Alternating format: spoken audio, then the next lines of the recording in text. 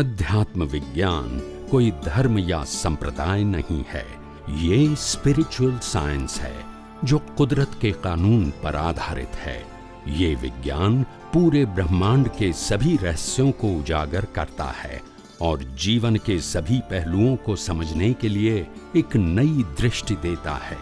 इसी को art of vision कहते हैं, दुनिया को देखने की एक नई दृष्टि, जो अध्यात्म विज्ञानी परम पूज्य स्वामी श्री कमलेशानंद जी के निर्देशन में सनातन सत्य का अनुसंधान कर हमारे जीवन को प्रकाशित करे।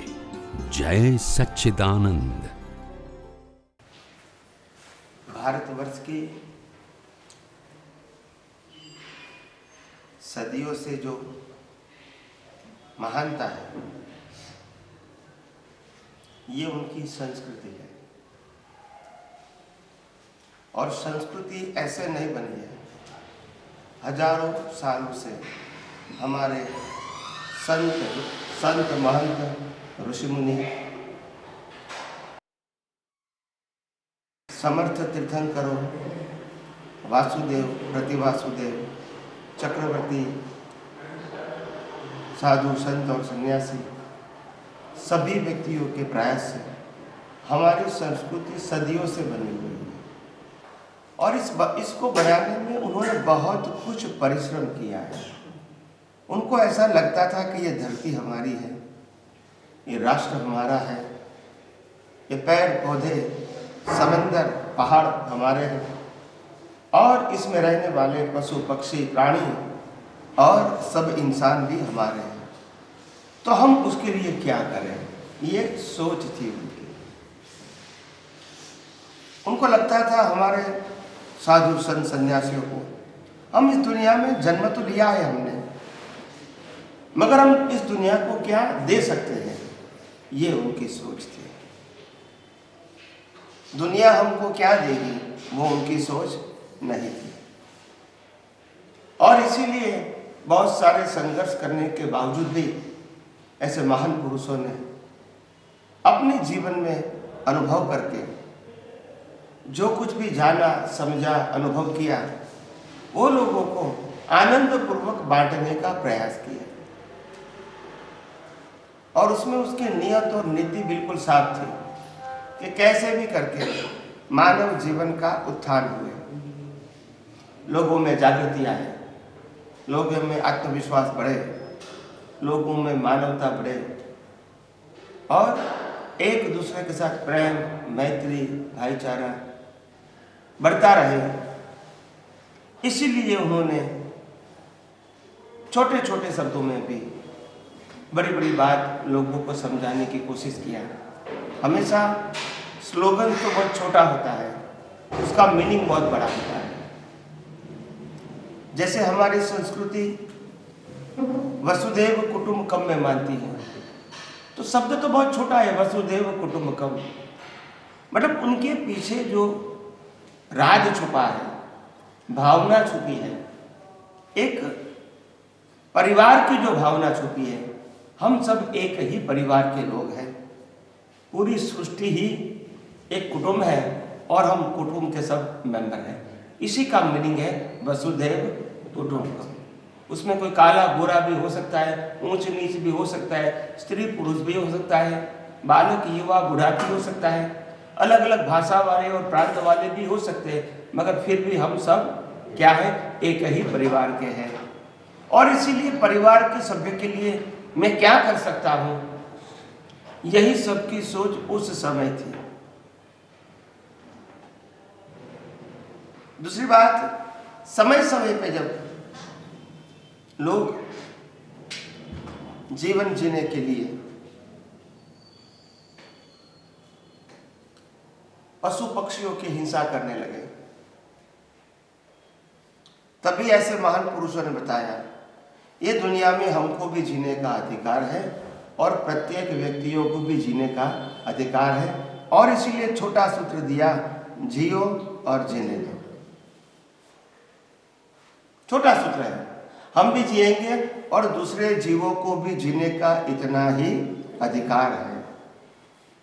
हम किसी को मार के जी सकते नहीं है। ये हमारा कल्चर, ये हमारी संस्कृति नहीं है।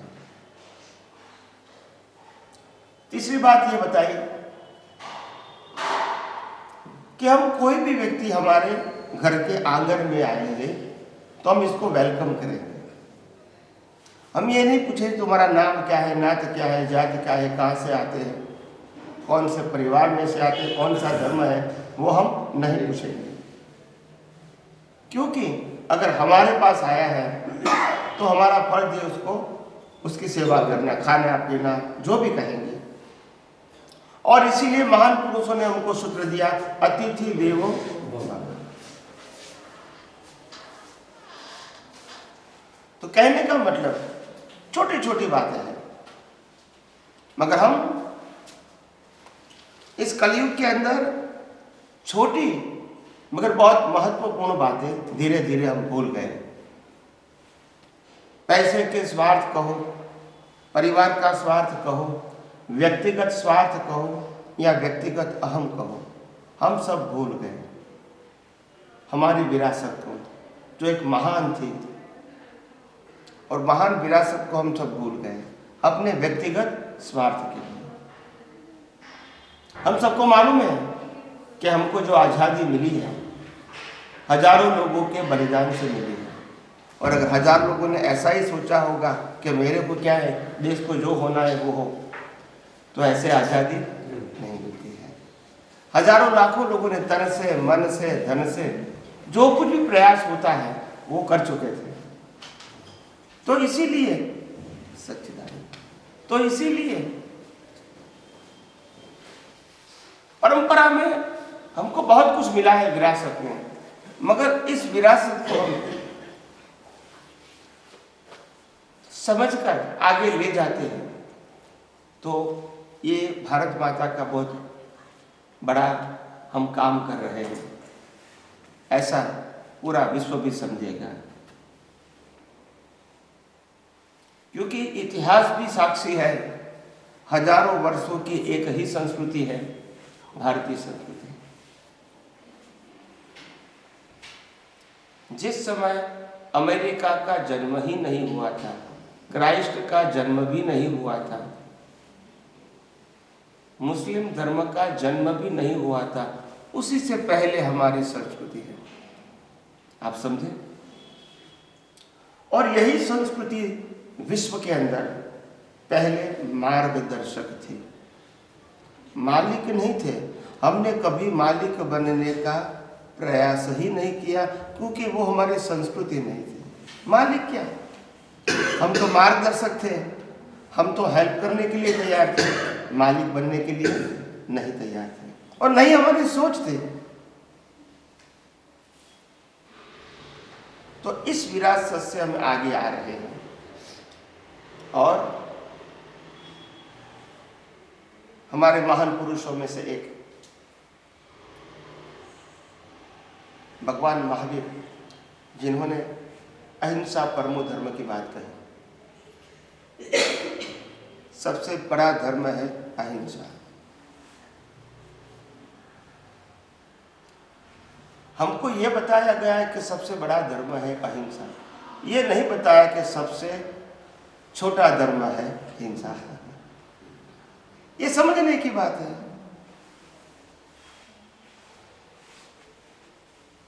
और ऐसे साधु संत सन्यासी तपस्वी ने हमारी संस्कृति के अंदर बहुत कुछ काम किया है अपने अपने समय पे, तभी हमारी ये संस्कृति बची हुई है, नहीं तो आज ऐसी होती नहीं।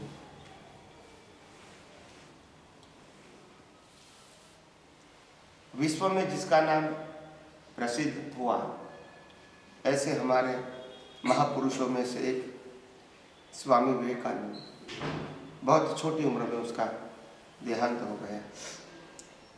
उन्होंने भी ये कहा था, गर्व से कहो हम हिंदू हैं। तो हिंदू धर्म नहीं है भैया, हिंदू फिलॉसफी है, जीवन जीने की पद्धति है, वो धर्म नहीं है। हिंदू फिलॉसफी का एंड है मुक्ति, हिंदू फिलॉसफी का एंड संप्रदाय नहीं है। हम कोई भी संप्रदाय में जन्म लेंगे, मगर हमारी फिलॉसफी हिंदू रहेगी। और हिंदू फिलोसॉफी का मतलब होता है हमारा अंतिम गोल मोक्ष रहेगा। और हिंदू फिलोसॉफी का मतलब हम आत्मा को भी मानते हैं, हम कर्म के सिद्धांत को भी मानते हैं, हम पुनर्जन्म को भी मानते हैं और हम सनातन सुख को भी मानते हैं। ये हिंदू फिलोसॉफी है, ये धर्म नहीं है, फिलोसॉफी है। और पूरे विश्व के लोग ये फिलोसॉफी के लिए यहाँ आते थे। और आप सबको मालूम है पहले जमाने में जैन साधु काशी में जाके वेदांत पढ़ते थे और बहुत सारे सन्यासी आगम पढ़ने के लिए भी आचार्य भगवंतों के पास जाते थे। उस समय कोई भेदभाव, ज्ञान जानना है, मेरा तेरा कहाँ है, मेरा तेरा तो हमने बनाया। जितनी जितनी संप्रदाय की लकीरें बनी इतने हम छोटे हो गए और हमने ही हमारे पांव पे कुल्हाड़ी लगाई, हमारे पांव पे। और इसीलिए आज भी ये परंपरा चालू है और हमारा काम यह है कि हम अपने जीवन में ऐसा तो कुछ करें ताकि हम हमारे मनुष्य भाव को खुद के लिए और औरों के लिए कुछ करके जाए। जितना हो सके इतना हम लोगों को कम से कम सच्चाई तो बता सकते हैं ना। ऐसी बात नहीं कि मेरी और तेरी बात है, ये तो सनातन सत्य है, इसी को तो हम बता सकते हैं ना। आपका सांप्रदायिक सत्य कोई भी क्यों ना हो मगर सनातन तो सबके लिए है, तो हम अपने जीवन में उसको समझने की कोशिश करें, उपयोग और अनुभव करने की कोशिश करें और जितना समझ में आता है, अनुभव में आता है, इसको दूसरों को बताने की कोशिश भी करेंगे। क्योंकि हम सनातन सत्य बताते हैं, कोई व्यक्ति का सत्य, कोई संप्रदाय का सत्य, कोई धर्म का सत्य नहीं बताते हैं। तो यहाँ डिवीजन की बात नहीं है, यूनाइटेड होने की बात है। भले ही हमारा भगवान, गुरु या रिचुअल्स या मंदिर या मंत्र या शास्त्र अलग हो सकते हैं, मगर जो सनातन धर्म है, जो फिलॉसफी है, उसमें तो कोई अंतर नहीं है। आज हिंदुस्तान को हिंदू राष्ट्र क्यों मानते हैं लोग? क्योंकि यहाँ फिलॉसफी हिंदू है। फिर हिंदू फिलॉसफी में कोई राम को माने, कोई कृष्ण को, कोई महावीर को, कोई शिव को, कोई स्वामीनारायण को, कोई देव को माने, देवी को माने, मगर सभी की फिलॉसफी तो एक ही है। तो फिलॉसफी इज इंपॉर्टेंट और यही फिलॉसफी की हम बात करते हैं आध्यात्म विज्ञान के माध्यम से कि आखिर ये दुनिया 6 सनातन तत्वों से बनी है, कुदरती कानून से चलती है और 6 तत्व और कुदरती कानून से बनी हुई अवस्था है, वो भी कुदरती रचना है। उसके बाहर दुनिया की कोई भी अवस्था नहीं है, इसके बाहर कोई हो ही नहीं सकता। हो सकता है और यही सच्चाई बतानी है, इसमें मेरा तेरा सब्जेक्ट नहीं आता है। तो कहने का मतलब यह है कि एक न एक दिन एक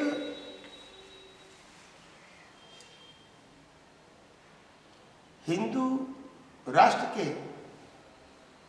सिपाही होने के नाते देखो, हिंदुस्तान एक ही देश ऐसा है जो कण कण में भगवान मानते हैं। कंकर में शंकर देखते हैं, प्रकृति में परमात्मा देखते हैं, जीव में शिव देखते हैं। विश्व में एक ही संस्कृति है और ये सब हमारे महान पुरुषों ने हमको दिया है और वो अनुभव से बताया है। ऐसा नहीं कि किसी को खुश करने के लिए बताया।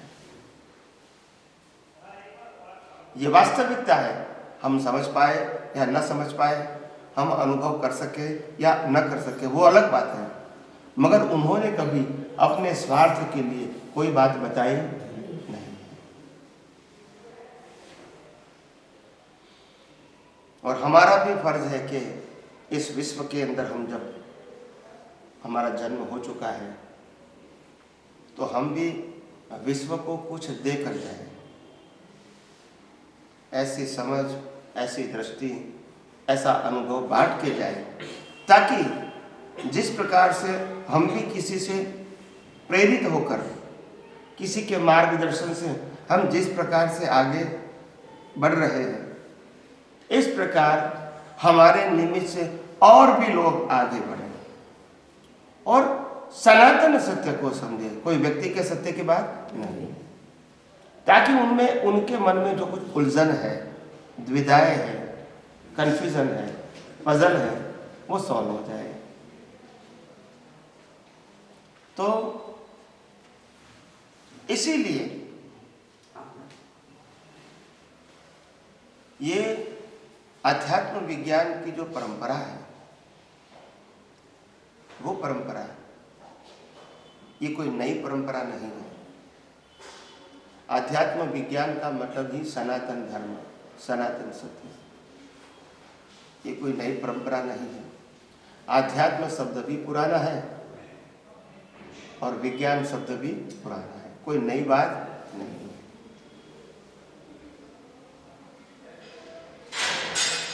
टाइटल ही नया होता है,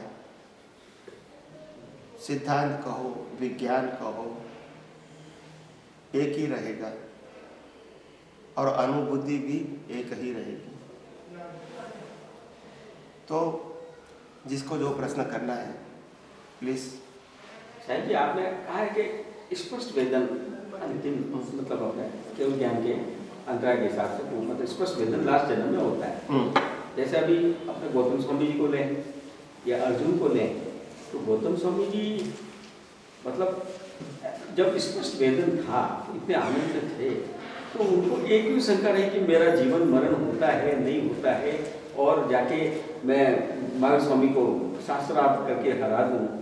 अर्जुन की भी यही कहानी, लास्ट बार में गए, तब तक अगर स्पष्ट वेदन था तो ऐसे कमजोर क्यों पड़ गए कि वो मतलब संसारिक टाइप में रहे। तो उस समय वही अंतराय का ही बात हुई। वही बात है, हम जब विज्ञान को नहीं समझ सके तभी तो ऐसे प्रश्न उठते हैं। उठते हैं, अच्छी बात है, तभी तो उसका उत्तर भी मिलेगा और ये इसके माध्यम से लाखों लोगों को उसका समाधान मिलेगा। बात ये नहीं है कि उसके पास ज्ञान था या नहीं था, अनुभूति अलग चीज होती है, प्रश्नावली और उत्तर अलग चीज होता है। आपको ये भी मालूम होना चाहिए कि तीर्थंकर भगवान जन्म से ही स्पष्ट वेदन होता है और फिर भी वो युद्ध करते हैं। क्या उसको मालूम नहीं है? अहिंसा परमो धर्म नहीं मालूम है तो फिर युद्ध क्यों करते हैं? ब्रह्मचर्य का पालन, तो शादी क्यों करते हैं? तो यहां उदय समझते हैं, तो ये उदय नहीं है। युद्ध करना वो उदय और प्रश्न करना वो उदय नहीं। मतलब स्पष्ट वेदन में इतना तो उनको निरंतर रहता होगा। इसीलिए कहता हूं ये प्रश्न उठे थे जब उसके पास अगले अवतार में केवल दर्शन नहीं था। अगले अवतार में तो वो उसके मन में थे और उन्होंने उस समय भी सोचा था कि मेरे को ये उत्तर चाहिए। ये बीज था और बीज का फल यहाँ मिला। अभी तो केवल दर्शन तो हो गया इसको, मगर बीज का फल तो आएगा। भाई मेरे को केवल ज्ञान हो गया, मगर मैंने जो बीज लगाया है कान में सुई लगाने का, वो तो आएगा, भले केवल दर्शन हो गया। तो कर्म का फल और मेरी ज्ञान दशा दोनों बात क्या है? और मन वचन काया से जो कुछ भी होता है कोई भी व्यक्ति का, वो तो कर्म फल है। जन्म से मौत तक मन वचन काया से जो कुछ भी होता है वो कर्म फल है, किसी का भी। चाहे अर्जुन का ले लो, चाहे गौतम स्वामी का ले लो, या और किसी का ले लो। गौतम स्वामी जी को जो शंका हुई, ये व्यक्ति के रूप में ये व्यक्ति के रूप में शंका है, और व्यक्ति के रूप में शंका का मतलब उदय कर्म। मैं आपको बताऊं, भगवान महावीर जो तीर्थंकर थे जन्म से ही, और भगवान महावीर अपने माता पिता के गुजर जाने के बाद वो तो वैरागी ही थे, वो तो वैरागी ही थे, फिर भी माता पिता के गुजर जाने के बाद उन्होंने कहा बड़े भाई भाभी को कि मेरे को दीक्षा लेना है, आप मेरे को आज्ञा दो। और बड़े भाई भाभी ने मना किया। तो आप कहेंगे तीर्थंकर भगवान को मालूम नहीं होता है कि मेरा समय नहीं आया तो अभी नहीं कहूं, मगर उदय कर्म में चॉइस अगर 10 बार रिजेक्ट होना है तो भी 10 बार पूछेंगे, क्योंकि चॉइस नहीं है ना। ये तो कर्मों का खेल है, इसमें उनका ज्ञान दर्शन कहाँ बीच में आता है। जब उनके कर्मों का खेल इसको भुगतान करना है, और आत्मा तो इससे क्या है, अलग है, अनुभूति इससे क्या है, अलग है, तो फिर इसको जोड़ने की जरूरत नहीं है। इसके रास्ते अब अभी आप समझ गए। ये बहुत सारे लोगों को मालूम नहीं है। बड़े बड़े आचार्य भगवान की मेरे को यही प्रश्न करते हैं कि स्वामी जी आप कहते कि लास्ट वर्ष में पुरुषार्थ नहीं होता है, तो फिर भगवान महावीर ने 6 महीना तप क्यों किया? ऋषभ भगवान ने वर्षी तप क्यों किया? तो मैंने कहा तीर्थंकर भगवान को तप हो सकता है, उदय क्या उदय बोलना ठीक है, आप तप कहोगे तो, अगर तप कहेंगे तो फिर पुण्य बनेगा तो जन्म लेना पड़ेगा। सोचो जरा, कुछ बोलते हो तो सोचो पहले। हम भी तप करेंगे तो पुण्य बनेगा, वो भी तप करेंगे तो पुण्य बनेगा, ये कुदरत का कानून है। आप इसको तप कहेंगे तो फिर आपको उत्तर देना पड़ेगा, तो फिर मोक्ष में क्यों गए? तो इसीलिए जहां तक लोग नहीं समझ पाते वहां ऐसी बातें करते हैं तो ठीक है, मगर जब लोग विचारक बैठे हैं वहां ऐसी बात करते हैं तो वो ठीक नहीं। लौकिक जगत में तो सब चलता है, क्योंकि पूछने वाला भी नहीं है तो यहाँ ऐसी बात है। तो इसीलिए बहुत सारी बातें ऐसी होती है जो हम धर्मों के या धर्मगुरुओं के माध्यम से वास्तविकता क्या है वो नहीं जानते हैं, सिर्फ कहानी के रूप में बातें जानते हैं, और फिर जब संजोग आते हैं तो उसका उत्तर हम नहीं दे पाते हैं, क्योंकि वास्तविकता तो मालूम है ही नहीं, सिर्फ कहानी मालूम है। आप समझे? तो मेरा कहने का मतलब ये है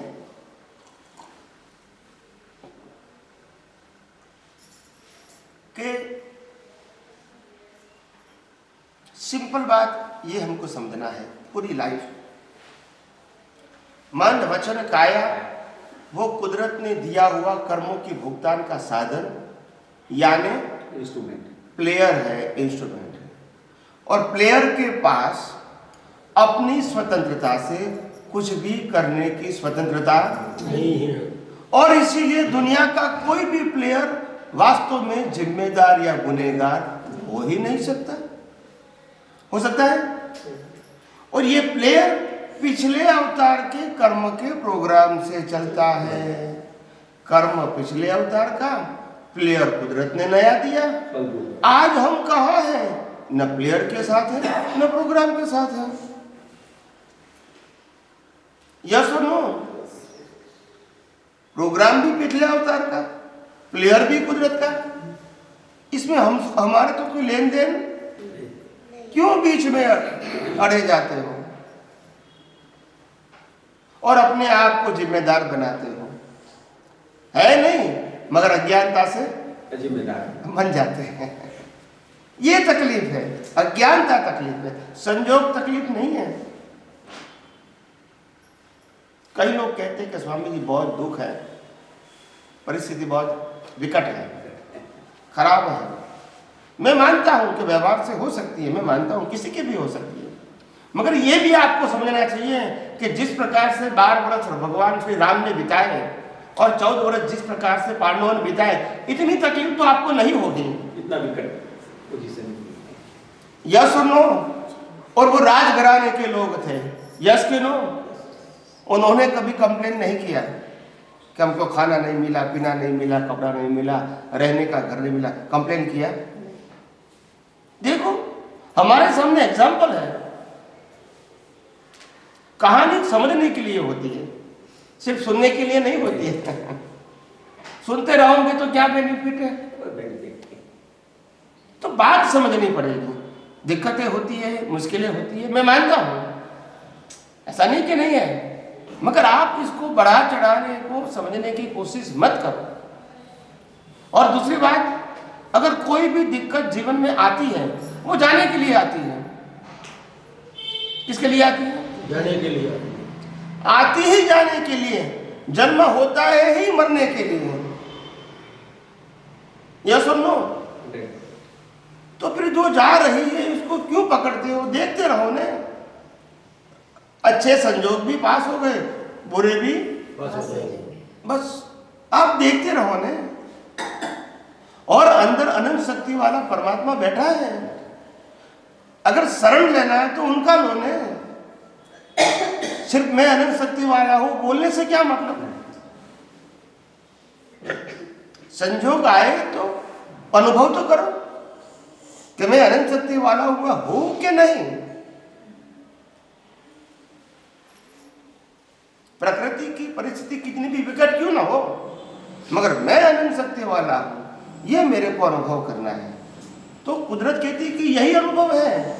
जन्म से मौत तक आराम से आप सभी प्रकार के संजोग पास करते हैं, आप समझे। मगर आपका जो अहंकार है, बुद्धि है, मन है, वो इस अवस्थाओं को स्वीकार और राग द्वेष करता है, और इसीलिए नए कर्म बनते हैं, और इसीलिए जन्म मरण होता है। बनते रहता है। परिस्थितियों से नहीं बनता है जन्म मरण, अज्ञानता से, न स्वीकारने से। क्योंकि न स्वीकार होंगे तभी तो राग द्वेष होगा, स्वीकार होंगे तो राग भी नहीं है, द्वेष भी नहीं है। परिस्थितियों को नहीं स्वीकारते। और एक बात हमको तो समझ से मालूम होना चाहिए कि कोई भी रिजल्ट एग्जाम के बिना नहीं होगा, और कोई भी फल बीज के बिना नहीं होगा, कोई भी प्रारब्ध पुरुषार्थ के बिना नहीं होगा। तो हमारे जीवन में जो कुछ भी बनेगा, अगर वो फल है तो बिना बीज तो नहीं आएगा ना। आज हम इसको माने या ना माने, पर फल है तो बीज होना ही चाहिए। बस ये तो प्रिंसिपल है। इसमें कोई व्यू पॉइंट की तो बात है नहीं, इसमें धर्म संप्रदाय बीच में नहीं आता है। तो ऐसे आप समझोगे तभी विज्ञान आपको समझ में आएगा। समझ में आया? पूछो और कोई प्रश्न करना है तो। प्रारब्ध कह लो के पुरुषार्थ? प्रारब्ध कह लो के पुरुषार्थ। पुरुषार्थ के बाद प्रारब्ध बनता है, और प्रारब्ध के बाद पुरुषार्थ बनता है। ये साइकिल है जहां तक अज्ञान है, जहां तक ज्ञान है। और अगर अज्ञान नहीं है तो प्रारब्ध है, पुरुषार्थ नहीं है। ज्ञान नहीं है तो प्रारब्ध है। कौन सा पुरुषार्थ? नया कर्म बनाने का। अज्ञान नहीं है तो नया कर्म नहीं बनेगा। हम जो प्रारब्ध और पुरुषार्थ की बात करते हैं वो कर्म के संदर्भ में करते हैं। अगर पुरुषार्थ किया है उसका फल मिलना वही प्रारब्ध है। यस और नो? मेरा जन्म हुआ वो मेरा प्रारब्ध है, क्योंकि मैंने पुरुषार्थ किया था कर्म बनाने का। यस और नो? और अगर जब प्रारब्ध की मैं भुगतान करता हूं उस समय अज्ञान नहीं है तो नया कर्म नहीं बनेगा। यानी मैं अज्ञान के पुरुषार्थ से बाहर निकल गया और विज्ञान का पुरुषार्थ किया, सनातन सत्य का पुरुषार्थ किया। मगर इसका फल भौतिक नहीं है, मुक्ति है। समझ में आया? अज्ञान के पुरुषार्थ से संसार है और चारों गति है, और विज्ञान के पुरुषार्थ से चारों गति से मुक्ति है। क्योंकि विज्ञान अज्ञान ही मिटाता है, जिससे चारों गति बनती है। समझ में आया? और इसीलिए महापुरुषों ने कहा था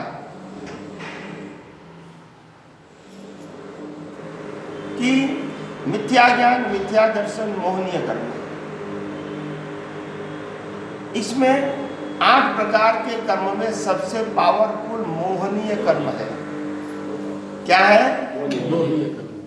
अगर मोहनीय नहीं होता तो मिथ्या ज्ञान, मिथ्या दर्शन होता ही नहीं। मगर मोह क्या है? इस संसार में 5 इंद्रियों से या बुद्धि से मैं सुख प्राप्त कर सकूंगा, ये ही मोहनीय कर्म है।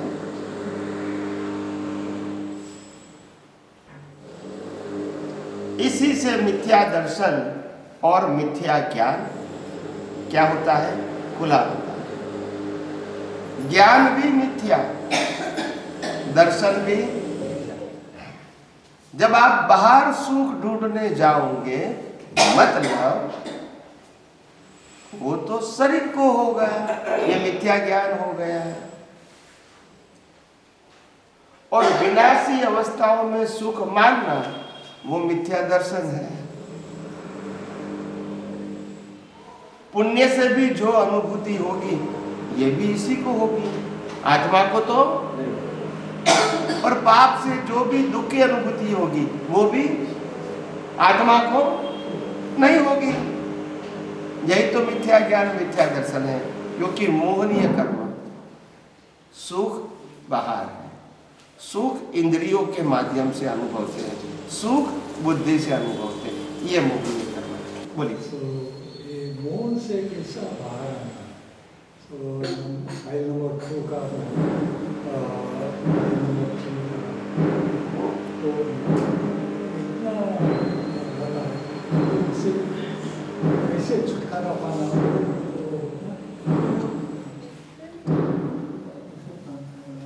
देखो, सबसे पहली बात ये है, मोह कोई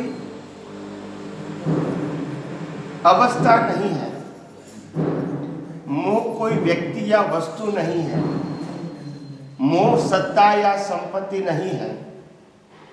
ध्यान से सुनो, मोह शरीर नहीं है, सत्ता नहीं है, संपत्ति नहीं है, संबंध नहीं है और अवस्था भी नहीं है। मोह अज्ञानता है कि इसमें सुख है। ये है वो मोह नहीं है, इसमें सुख मानना वो मोह है। सभी तीर्थंकरों को राजपाट, वैभव, परिवार, पैसा, दौलत सब कुछ था, वो मोह नहीं था। मगर उनको था सुख मेरा स्वभाव है, इसी में तो मोह नहीं है। अवस्था वो मोह नहीं है, साधन मोह नहीं है, मोह अज्ञान दृष्टि है। दृष्टि में से मोह निकलना है, अवस्थाओं को परिवर्तन नहीं। समझ में आया? अवस्था को त्याग करने से क्या मतलब? अज्ञान का त्याग करो, दृष्टि में अज्ञान का त्याग करो।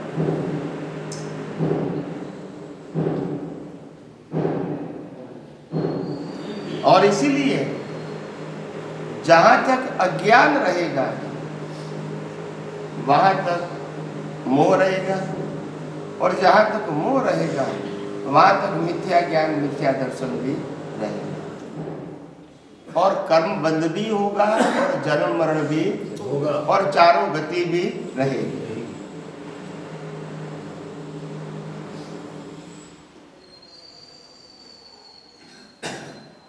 मोहनीय कर्म अगर हमारी दृष्टि में 1% भी है, कितना? 1%। हमारे पास 359 डिग्री का ज्ञान तो हो चुका है। क्या बताया? हो चुका है, 1 डिग्री बाकी है। वो 1 डिग्री का अज्ञान है। क्या है? अज्ञान। समझ में आया? तो भी हम नरक गति के कर्म बांध सकते हैं। अज्ञान तो अज्ञान ही होता है, 1% कहो या 100%। समझ में आया? अज्ञान तो अज्ञान ही है। इसीलिए जैन धर्म में जो प्रथम तीर्थंकर होने वाले हैं पद्मनाभ, उन्होंने अगले अवतार में ऐसा कर्म किया ताकि नर्क गति में जाना पड़ा, और नर्क गति में से मनुष्य में आके तीर्थंकर होके, जैसे रावण है, कृष्ण भगवान है। इसीलिए मैंने कहा अज्ञान है तो पाप और पुण्य के कोई भी कर्म का बंध हो सकता है। 356 डिग्री 359 डिग्री होने के बावजूद भी अज्ञान अज्ञान तो अज्ञान है, इतना असर कर जाता है कि वो सवाल हाई लेवल का असर करेंगे, छोटे व्यक्तियों को तो नहीं करेगा। इतना पावरफुल हो जाता है। तभी तो उनका जैसे ज्ञान पावरफुल है, डेवलपमेंट हाई लेवल का है, तो उनको कर्म बांधने की जो क्षमता होती है ना, वो भी हाई लेवल की होती है। ऑर्डिनरी तो अगर पुण्य करेगा तो उच्च देवलोक में जाएगा, ग्रहवेद में, और पाप करेगा तो सातवीं नरक में जाएगा, क्योंकि स्ट्रेंथ होती है। क्या होती है? 1% इतना 1% अज्ञान है, मगर 1% अज्ञान पावरफुल है सर। वो 1% किस टाइप का ज्ञान होता होगा? मैं आपको स्थूल एग्जांपल क्यों पावरफुल है उसका मैं एग्जांपल दूं। मानो कि आपकी कैपेसिटी स्टेप चलने की 9000 स्टेप आप चल सकते हैं। कितना? 9000 स्टेप चल सकते हैं। किसी ने कहा कि आपको 10,000 स्टेप चलना है, कंपटीशन। तो आपने कहा चलो मैं चलूंगा,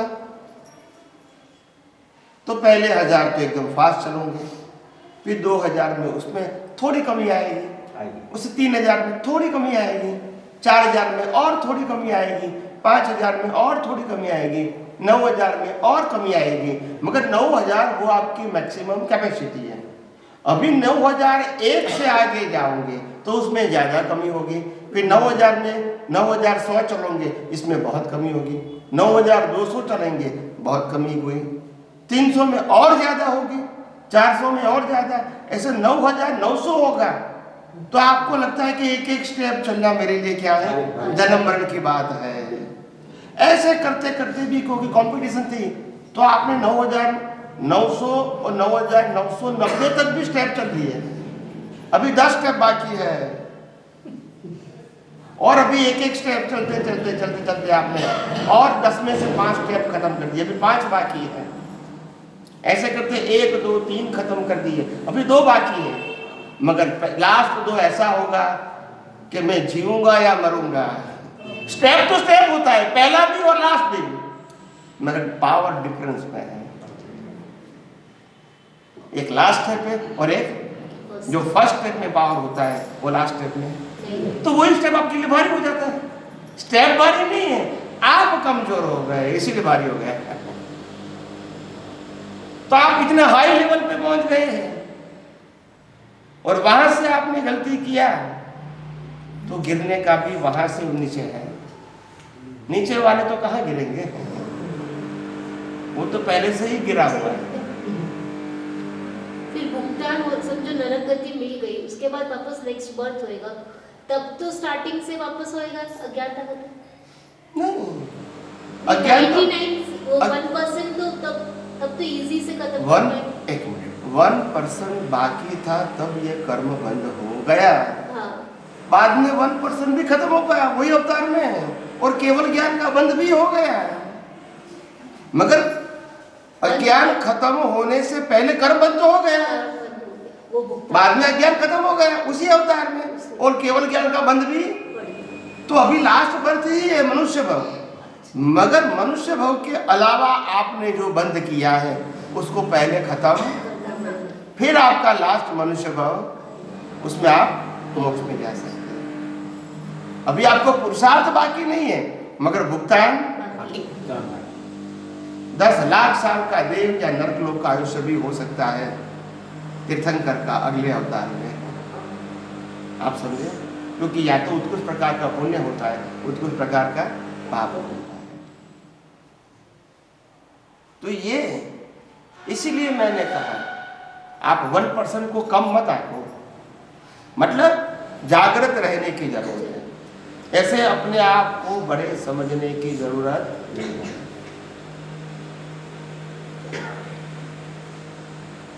जहां तक जीरो न हो जाए, जागृत रहो कि हमको अज्ञान खत्म ही करना है, मोह खत्म ही करना है, मिथ्या ज्ञान मिथ्या दर्शन खत्म ही करना है। वहां तक जागृत रहो। इसमें कई बार ऐसा होता है जैसे अपने दिन भर तो अपने जागृत प्रैक्टिस करते रहते हैं वगैरह, अब जैसे नींद में सो गए, फिर तो कोई उसमें एक बार भी अपने हर बार विचार करते हैं कि रात को मतलब मेरे को क्यों नहीं होता है कि मैं अलग हूँ, ये सपना अलग चल रहा है, जैसे आपको हुआ है हमारी उसका एक इसमें एक क्या बार भी ऐसा हो तो हमें मतलब अलग खुशी हो जाती है। उसमें क्या होता है, जैसे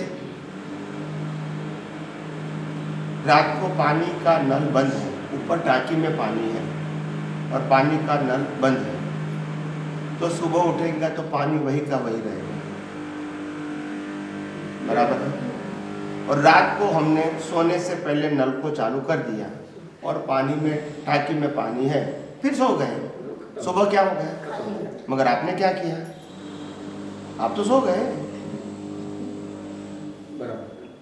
आप तो सो गए ना, तो फिर खत्म किसने किया? जैसे दिन में तो अपने को जागृति के लिए इच्छा भी होती है और वो कर ले, रात में ऐसा होता क्यों नहीं है? वही मैं कहता हूँ, ये एग्जाम्पल आप मैंने इसीलिए दिया कि रात को आपको सोने से पहले मैं शुद्धात्मा हूँ, मैं शुद्धात्मा हूँ, मैं शुद्धात्मा हूँ, वो नल चालू रख के ही सोना है। तो नहीं हो रहा है जैसे नहीं, नल चालू है तो फिर बंद किया नहीं आपने। मैं जैसे सो रहा हूँ तो आपका प्रवचन चल रहा होता है, प्रवचन की आती है मुझे, प्रवचन अलग बात है, नहीं, मगर मैं प्रवचन- शुद्धात्मा के जागृति की बात करता हूँ। हाँ तो प्रवचन जब सुनते हैं तो एक जागरूक हो गए और बराबर। उसी निद्रा अवस्था में सो जाते हैं, सुबह उठते हैं तो देखते हैं कि अपने को एक बार भी ऐसा नहीं आया कि भाई मैं अलग हूँ, सपना अलग है, वो जागृति इसीलिए बहुत अच्छा होता है। उनके क्या है कि बहुत प्रैक्टिस की जरूरत है, प्रैक्टिस की जरूरत है, क्योंकि ज्ञानी भगवंतों को सहज हो जाता है। क्या हो जाता है? बहुत सहज हो जाता है। प्रकृति से अलग रहना उनके लिए आसान है। ये इम्पोर्टेंट नहीं है उनकी प्रकृति क्या करती है, प्रकृति से अलग होना इसीलिए आसान है क्योंकि जागृति है। प्रकृति उनके लिए बोझ इसीलिए नहीं क्योंकि प्रकृति को कुदरती रचना देखते हैं। प्रकृति उसको परेशान इसीलिए नहीं करती है क्योंकि वो जानता है कि प्रकृति का गुण मेरा गुण क्या है, बस। तो ये जानते हैं इसीलिए उनको ज्यादा एफर्ट की जरूरत नहीं है। ये जानते हैं, मानते हैं और अनुभव भी करते हैं। ये बात है। तो थोड़ी प्रैक्टिस की जरूरत है और कुछ नहीं। प्रैक्टिस करोगे तो होगा, ये तो प्रिंसिपल है। दिन में तो आप चलते चलते अपने मतलब मदन चल रहा है और मैं ज्ञान प्रकाश में अलग हूँ, वो सब अनुभूति होती है, लेकिन और सबसे बड़ी बात क्या है बताऊं मैं आपको? ये जागृति आसानी से रह सकती है। उसके सबसे बड़ी बात बताता हूँ कि जो पुरुषार्थ करने वाला लाइव प्रतिष्ठित आत्मा है वो कभी सोता ही नहीं है क्योंकि वो नॉन फिजिकल है। समझ में आया? वो तो सोता ही नहीं। तुम जागृत रहो या ना रहो, लाइव प्रतिष्ठित आत्मा कभी सोता, प्रकृति सो जाएगी। लाइव प्रतिष्ठित आत्मा तो लाइव प्रतिष्ठित आत्मा को ऐसा क्यों नहीं महसूस होता है कि इस समय भी मुझे क्योंकि हो सकता है सोते समय वो संसारी अवस्थाओं में जुड़ गया तो वो लिंक चालू रहेगी, फिर सपना में भी वही रहेगी, अलग अलग रहेगी मगर वही रहेगी, संसारी अवस्था ही रहेगी।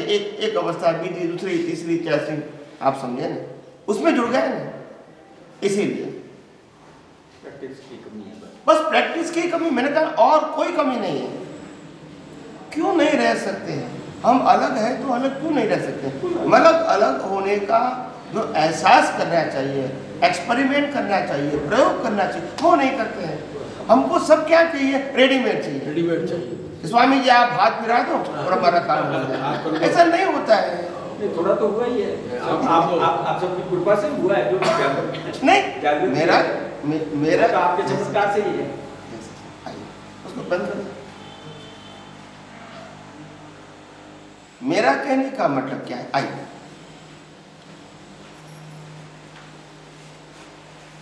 उनको चेयर चाहिए तो चेयर वहां है। नहीं चेयर वहां पड़ी है।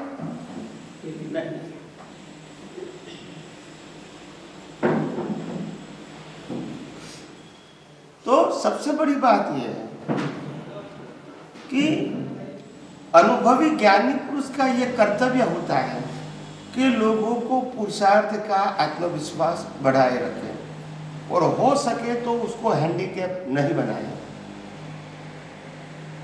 मैंने पहले भी कहा, आध्यात्म विज्ञान किसी को समर्पण करने की इजाजत नहीं देता है, क्योंकि यह आध्यात्म विज्ञान आपकी अनंत शक्तियों को खुला करने के लिए, आपको हैंडीकैप बनाने के लिए, आपको सरेंडर करने के लिए, आप हमारी मर्जी के बिना, हमारी कृपा के बिना, हमारी आशीर्वाद के बिना कुछ नहीं कर सकते, वो बताने के लिए आध्यात्म विज्ञान नहीं है। आप ही समर्थ है, आप ही सर्वशक्तिशाली है, और इसको उजागर करने के लिए और इसमें आत्मविश्वास बनाए रखने के लिए यह विज्ञान है। हैंडीकैप होने के लिए नहीं है। जैसे आपने हमको पहले स्टेप पे चढ़ा तो दिया है कि 5th फ्लोर किसी के ऊपर मिलेगा भगवान, अब चढ़ना हमारा काम है। हाँ, और साथ हमको करना है। यस, वो बहुत कमी हो जाती है। क्योंकि जो धर्म में धर्म होता है, धर्म हमेशा भय से होता है और आध्यात्म हमेशा निर्भय से होता है। धर्म हमेशा डिपेंडेंट में होता है और आध्यात्म हमेशा फ्रीडम में होता है। तो दोनों का एंगल ही अलग है, इसीलिए गलत सही नहीं बोलो। दोनों का एंगल क्या है? दोनों अपनी जगह पे सही है। आपको कौन से मार्ग पे जाना है वो आपकी पसंदगी है। अगर आपको मुक्ति मार्ग में जाना है तो निर्भय बनना पड़ेगा, समर्थ है, स्वतंत्र है, वो अनुभव भी करना पड़ेगा। और आपके धर्म के मार्ग में जाना है तो पाप पुण्य का डर भी रखना पड़ेगा, प्रायश्चित भी करना पड़ेगा, आशीर्वाद कृपा की भी जरूरत पड़ेगी। वो धर्म का मार्ग है। दोनों मार्ग क्या है? अलग अलग है। नदी के दो किनारे, एक मुक्ति का मार्ग है और एक संसार का मार्ग है।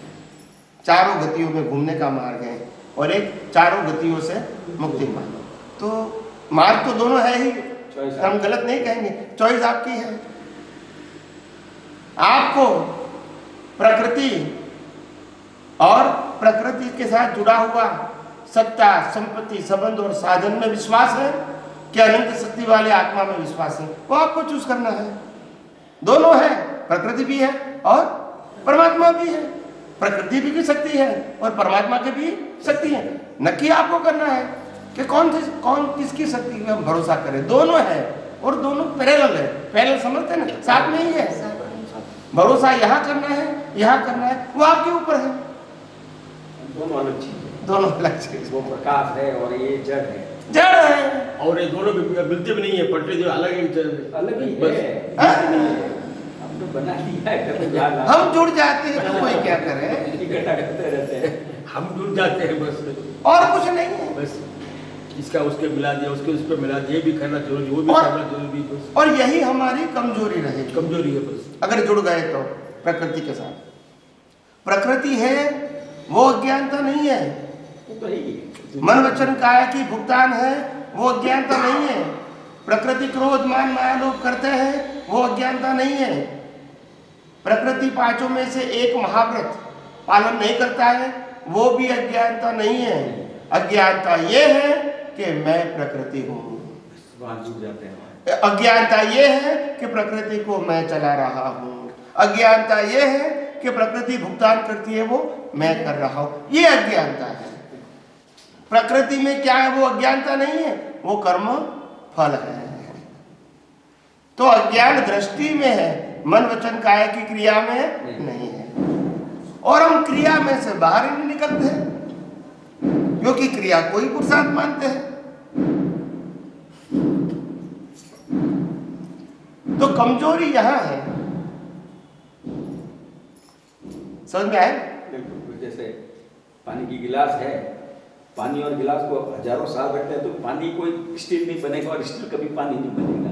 वैसे अपनी भी है, जानते भी हैं, साफ करना है, नहीं।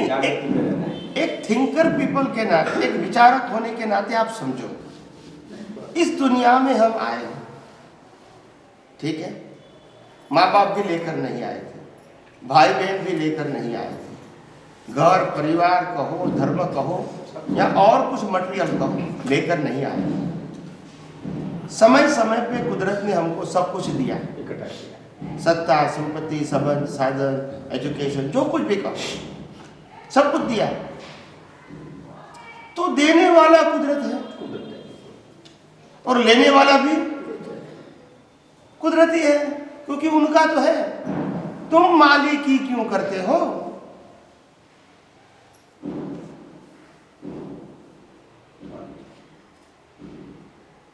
मालिकी का मतलब होता है आपके साथ रहेगा, रहेगा, शरीर रहेगा, संपत्ति रहेगी, संबंध रहेगा, सत्ता रहेगी, साधन रहेगा, नहीं रहेगा। तो तुम मालिक ऐसा क्यों बोलते हो? तुम्हारे पास आया क्योंकि ये तुम्हारा कर्म का फल है और फल का आप उपयोग करो, कोई गुनाह नहीं है। मगर आप मालिक मत बनो, न था न है न रहेगा। और उपयोग भी अपना आप होता रहेगा, मुझे तो देखना है, होता रहेगा। फिर भी कुदरत कहती है आपको उपयोग करने का अधिकार है। अगर कुदरत ने आपको पुण्य के आधार से लक्ष्मी दिया है तो आप इसका यूज कर सकते हैं, वो गलती नहीं है। मगर पैसा मेरा है वो मानना गलती है। मकान मिला तो मकान में रहो, वो गलती, मगर मेरा मकान है वो मानना गलती है। शरीर कुदरत ने दिया तो वो तो शरीर जिएगा, मगर मैं शरीर हूं मानना वो गलती है। शरीर गलती नहीं है, वो ज्ञान नहीं है, गलती दृष्टि में है, मन वचन काया में। और इसीलिए कहा 5 इंद्रियों से जो अनुभव में आता है और मन वचन काया से जो अनुभव में आता है, इसमें गलती हो ही नहीं सकती है। आध्यात्मिक दृष्टि है, लौकिक दृष्टि हो सकती है, आध्यात्मिक दृष्टि से गलती नहीं हो सकती है, क्योंकि आपको गलती करने की स्वतंत्रता ही नहीं है। अगर गलती होगी तो आपके ज्ञान दर्शन में ही होगी, जिससे नया कर्म बनेगा। मन वचन काया तो कर्मों की भुगतान का साधन है, तो साधन के पास गलती करने की स्वतंत्रता कहां से आएगी बताइए? मगर गलती दृष्टि में होती है, जो अवस्था देखने वाला है ना वो गलती करता है।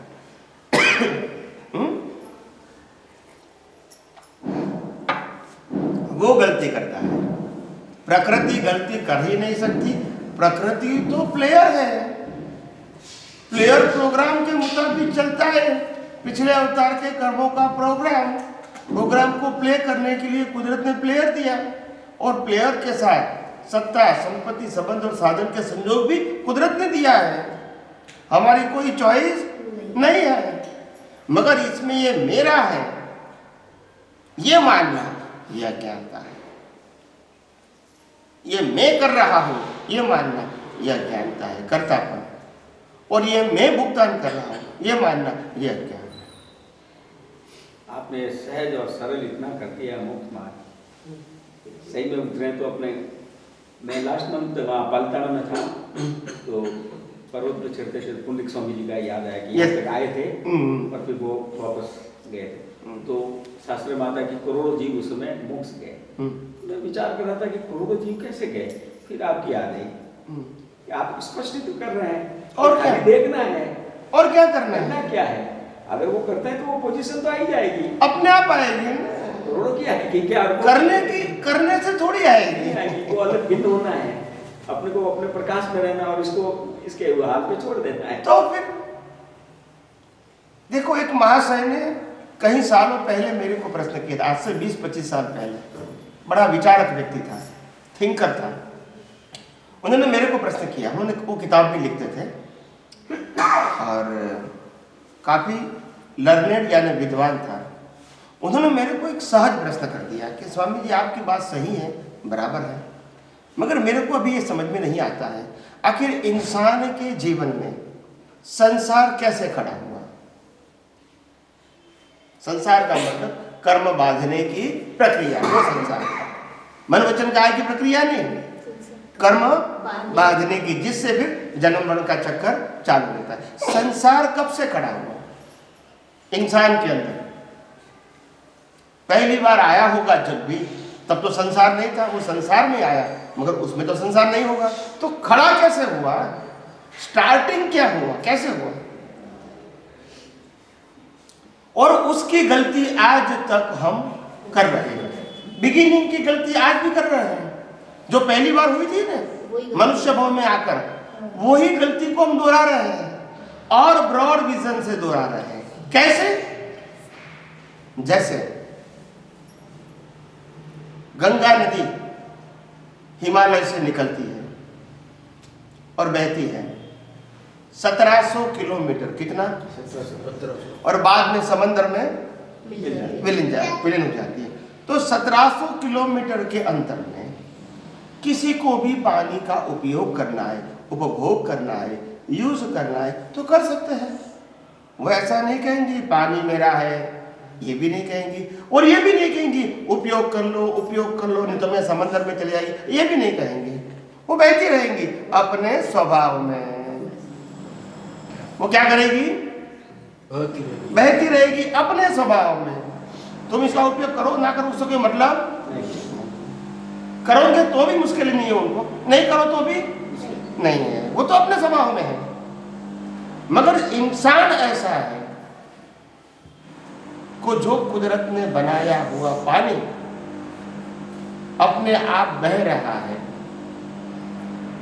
पानी खुद नहीं कहता है कि मैं पानी का मालिक हूं, वो भी नहीं कहता। मगर जैसे गंगा नदी के अंदर से हमने एक डोल पानी भर दिया, क्या भर दिया?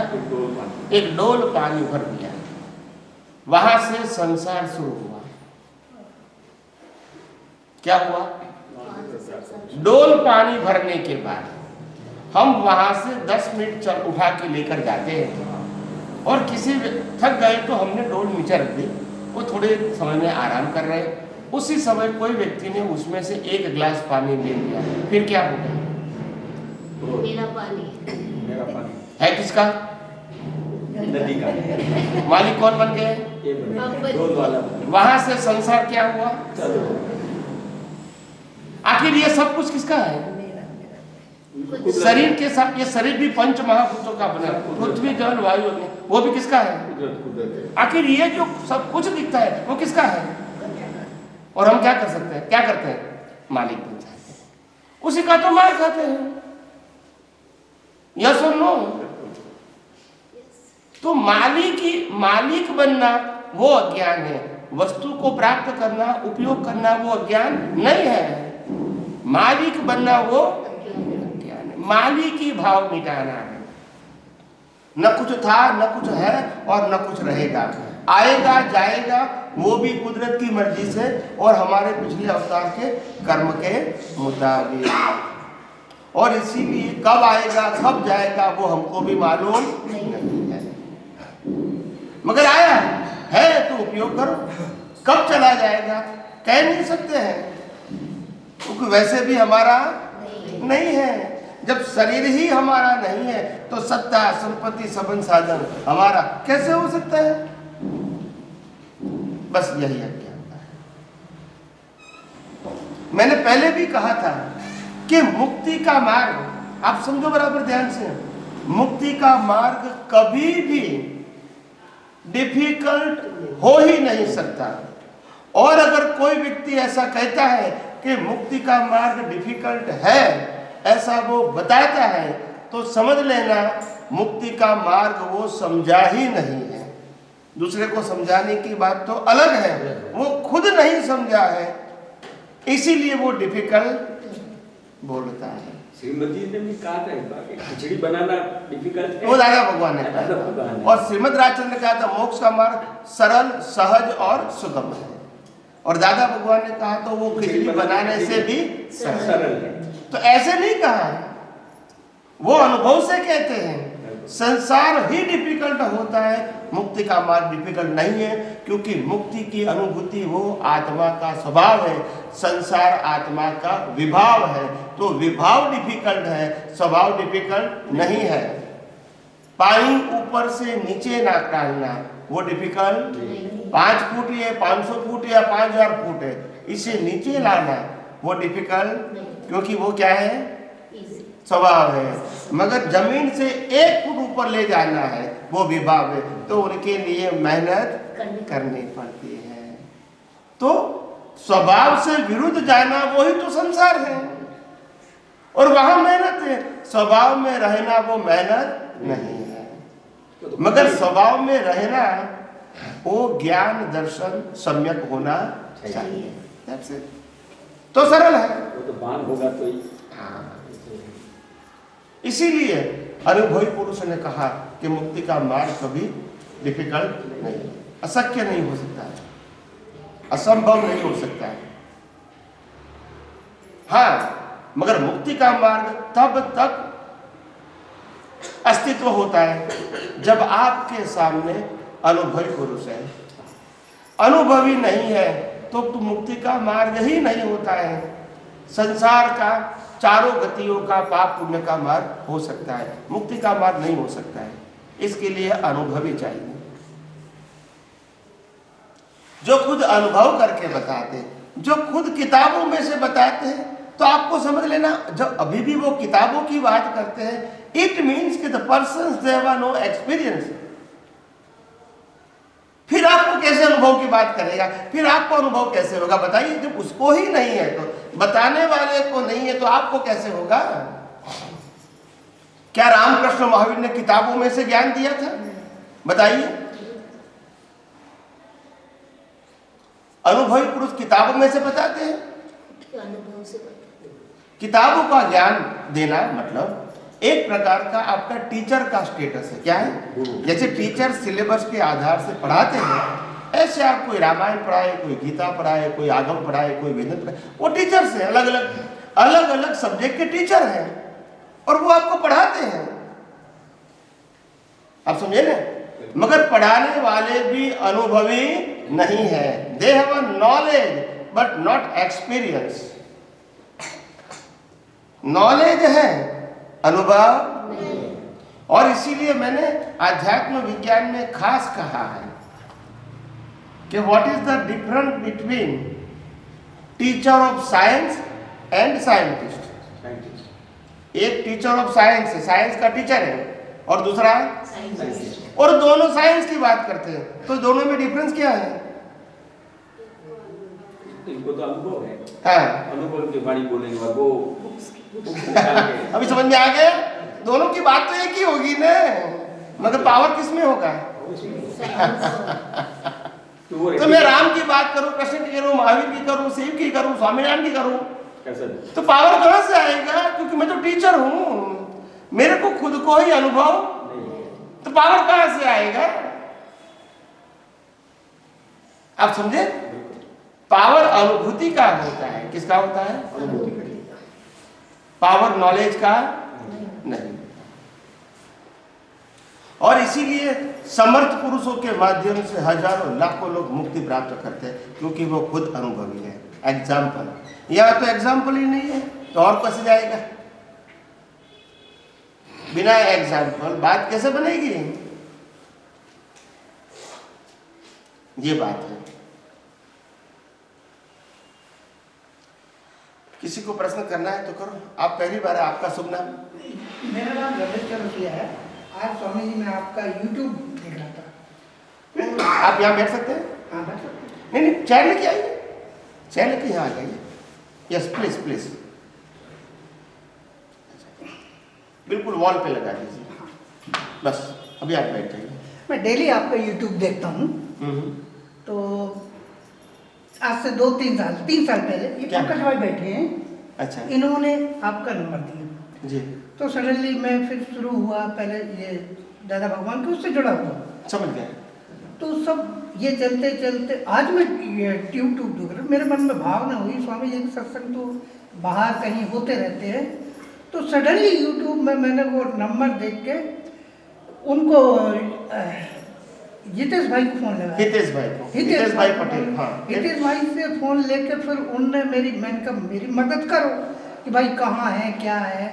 लेकिन मेरी भावना हुई कि मेरे को साक्षात मूर्ति के दर्शन करना, जिस मंदिर में भगवान प्रकट हुआ है मेरे को उस मंदिर के दर्शन तो करूँ मैं, ये मेरी भावना। और पता नहीं मेरा जीवन कितना शेष है, ये मेरा चल रहा चिंतन। जी जी।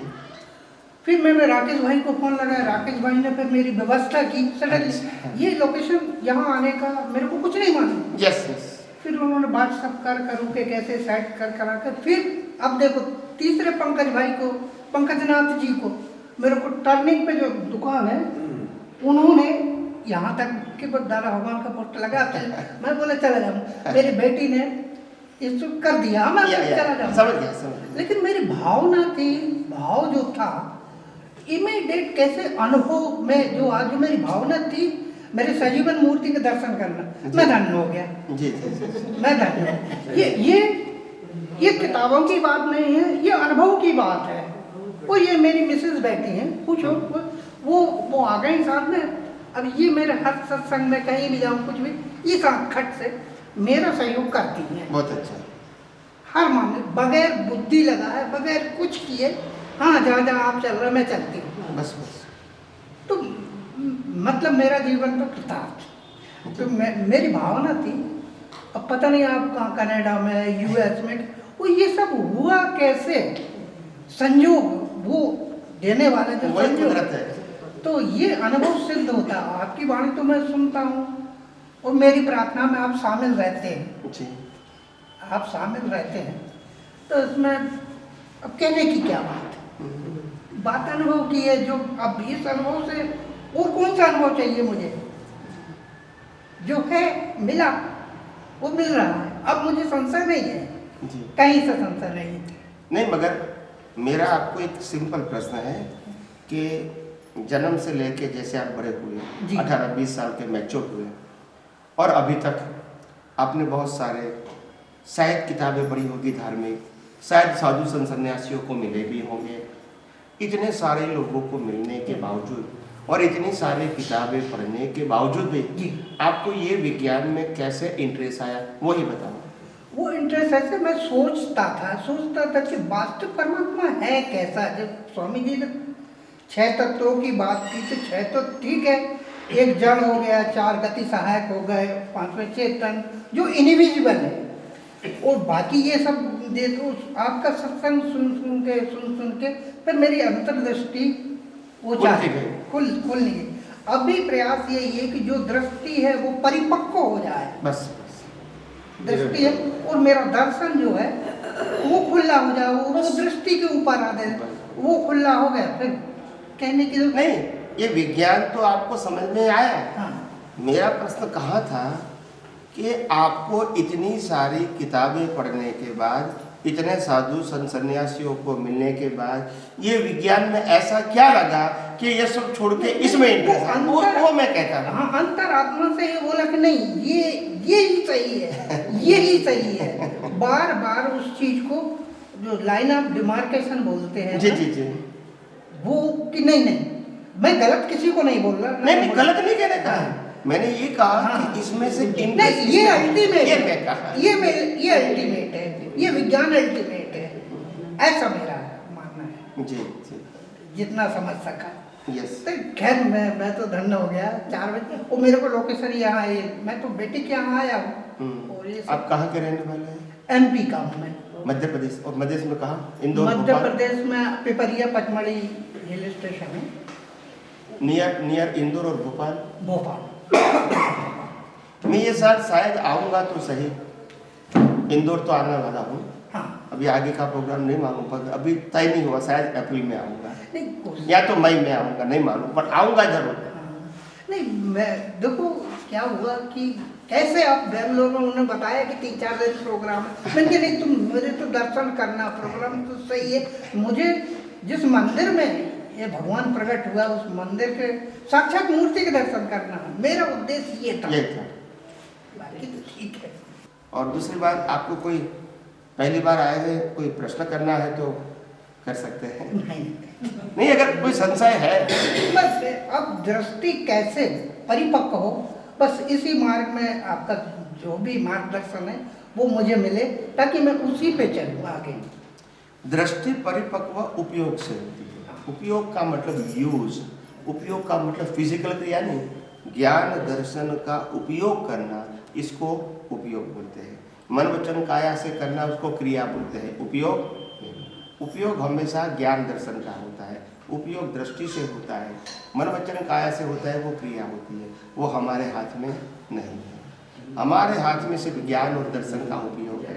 अज्ञानी के पास भी वही है, मगर अज्ञानी के पास मिथ्या ज्ञान मिथ्या दर्शन है। जिसके पास सम्यक दृष्टि है उसके पास सम्यक ज्ञान सम्यक दर्शन है। जिसके पास जो होता है इसका उपयोग कर सकते हैं और उसी प्रकार से उसको फल मिलता है। अज्ञानी को अज्ञान का फल मिलता है, ज्ञानी को ज्ञान का फल मिलता है। मगर उपयोग, जैसे मैं आपको एग्जाम्पल दूँ, उपयोग का मतलब क्या है। जैसे आपको समझ में आया कि ये मन वचन काया मेरा या दुनिया की कोई भी व्यक्ति का मन वचन काया ये कुदरत ने बनाया हुआ प्लेयर है। प्लेयर कहो, मशीन कहो, ये कुदरत ने बनाया है। किसने बनाया? कुदरत। जैसे हमारा शरीर है, इस शरीर की जो इंटरनल सिस्टम्स है, जो डॉक्टर इसको रिपेयर करते हैं, वो सिस्टम पूरी दुनिया के सभी जीवों का एक है या अलग अलग है? एक ही है। इसीलिए कोई भी डॉक्टर कोई भी बॉडी को रिपेयर कर सकता है, क्योंकि सिस्टम अभी एक सिस्टम क्यों है? वो मैन मेड है या नेचर मेड है? तो पहले सिस्टम कुदरत ने बनाई, फर्स्ट आंसर।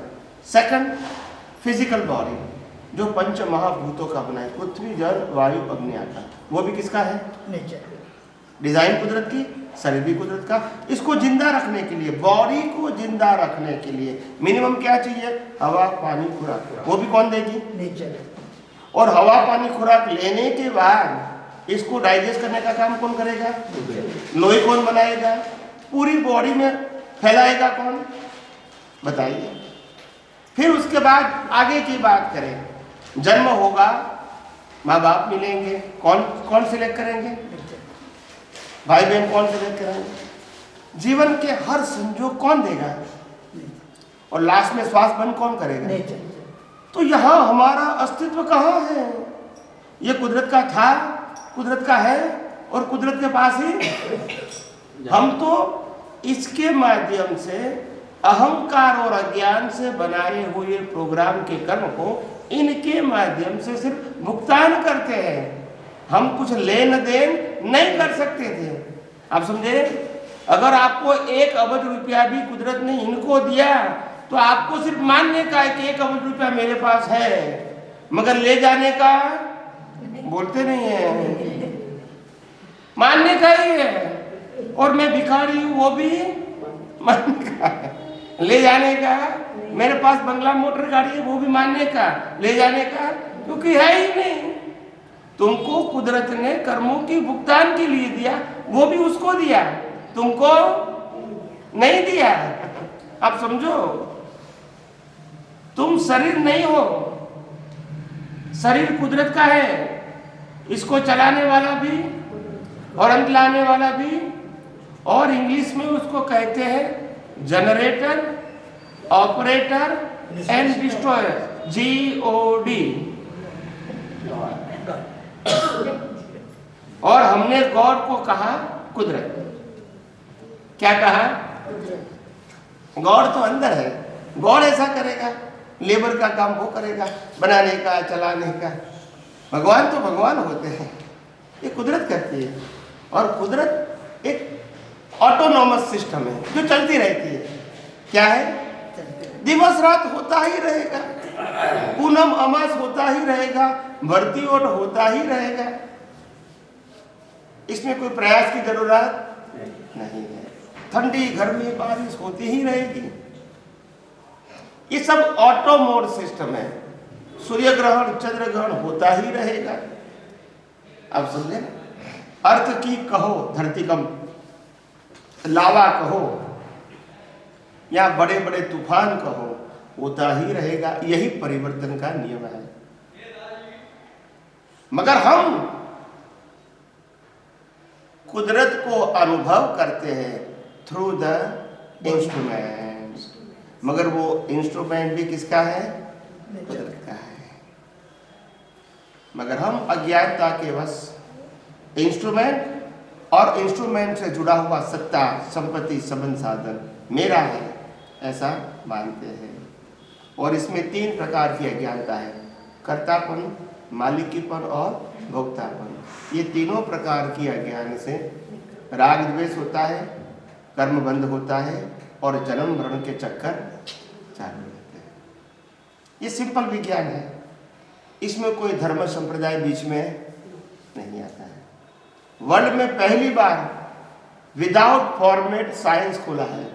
आफ्टर 2600 ईयर्स, 2600 साल के बाद, जब भगवान महावीर थे तब ये विज्ञान विद्यमान था। बाद में लुप्त हो गए। क्या हो गया? लुप्त। आप समझे? और फिर धर्म, पंथ, वाड़ा, संप्रदाय ये सब डेवलप हुआ और विज्ञान तो कब का खत्म हो चुका था। अभी वही विज्ञान रीओपन हुआ। क्या हुआ? विज्ञान कभी नया नहीं होता है। विज्ञान को प्रेजेंट करने वाले नए हो सकते हैं, विज्ञान तो वही का वही रह गया। 24 तीर्थंकर भगवंतों ने भी वही विज्ञान कहा और रामकृष्ण ने भी वही विज्ञान कहा। विज्ञान कभी नया नहीं होता है, प्रेजेंटेशन नया होता है। और सबसे बड़ी बात यह है, कुदरत का कानून जो सनातन सत्य होता है वो कोई व्यक्ति बना सकते नहीं है। इसको अनुभव कर सकती है और दूसरे को व्यक्त कर सकती है। मगर कोई कहेगा कि ये विज्ञान मैंने बनाया है तो समझ लेना ये सनातन सत्य नहीं है। अगर किसी ने बनाया है तो सनातन सत्य नहीं है। सिंपल बात है। और इसीलिए सनातन सत्य को हम अनुभव कर सकते हैं, बना सकते हैं। इतना सरल है। अभी उसमें धर्म, संप्रदाय, क्रियाकांड, मंदिर, मूर्ति, रिचुअल्स कहाँ से आएंगे? ये कोई सब्जेक्ट हमारा नहीं है। करते हैं तो भी सब्जेक्ट नहीं है, नहीं करते हैं तो भी सब्जेक्ट नहीं है। और ये सब्जेक्ट की जरूरत भी नहीं है। ये आध्यात्म विज्ञान में उसकी जरूरत नहीं है। इसीलिए मैंने कहा ना, इतने सालों 2600 साल के बाद ये विज्ञान आया है। हालांकि बीच में बहुत सारे महापुरुष आ गए जिन्होंने विज्ञान का तो अनुभव किया था। जैसे अभी की बात करूं तो दादा भगवान, इसके पहले श्रीमद् राजचंद्र, इसके पहले भी हमारे साउथ के अंदर रमण महर्षि, रामकृष्ण परमहंस, ये सब ज्ञानी थे। मगर उस जमाने के अंदर भी विज्ञान को बताने का जो एक सामर्थ्य होता है वो नहीं बता सके, क्योंकि लोग धर्म और क्रियाकांड में इतने कट्टर थे कि वो विज्ञान सुनने के लिए इंटरेस्ट भी नहीं था। दादा भगवान ने भी खुद कहा, मेरे पास खुद साइंस का अनुभव है, मगर क्योंकि लोगों को इंटरेस्ट नहीं है और इसीलिए मेरे को ये रिचुअल्स देने पड़े।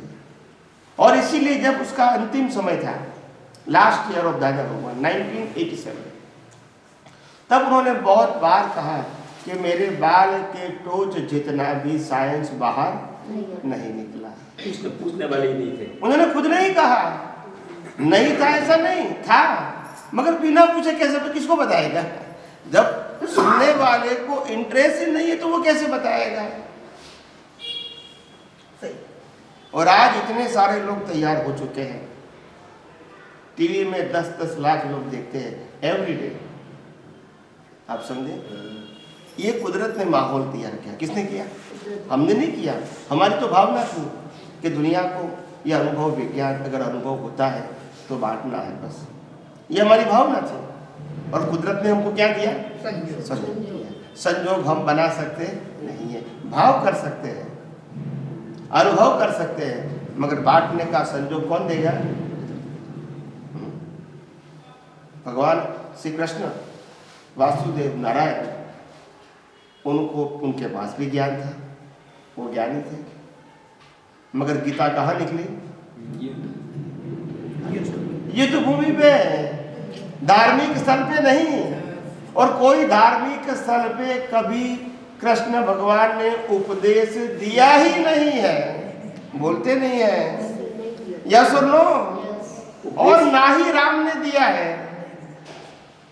कोई 5 व्यक्तियों के सामने कभी उपदेश पूरी लाइफ में नहीं दिया। देखो, यही तो कुदरती रचना है। ये किसी व्यक्ति की मोनोपोली या पावर की बात नहीं है। आज हजारों लोग विज्ञान सुनते, वो भी कुदरत का पावर है। भावना मेरी है, मगर संजोग कौन बनाएगा? कुदरत बनाएगा। बिना संजोग इंसान कुछ कर सकता।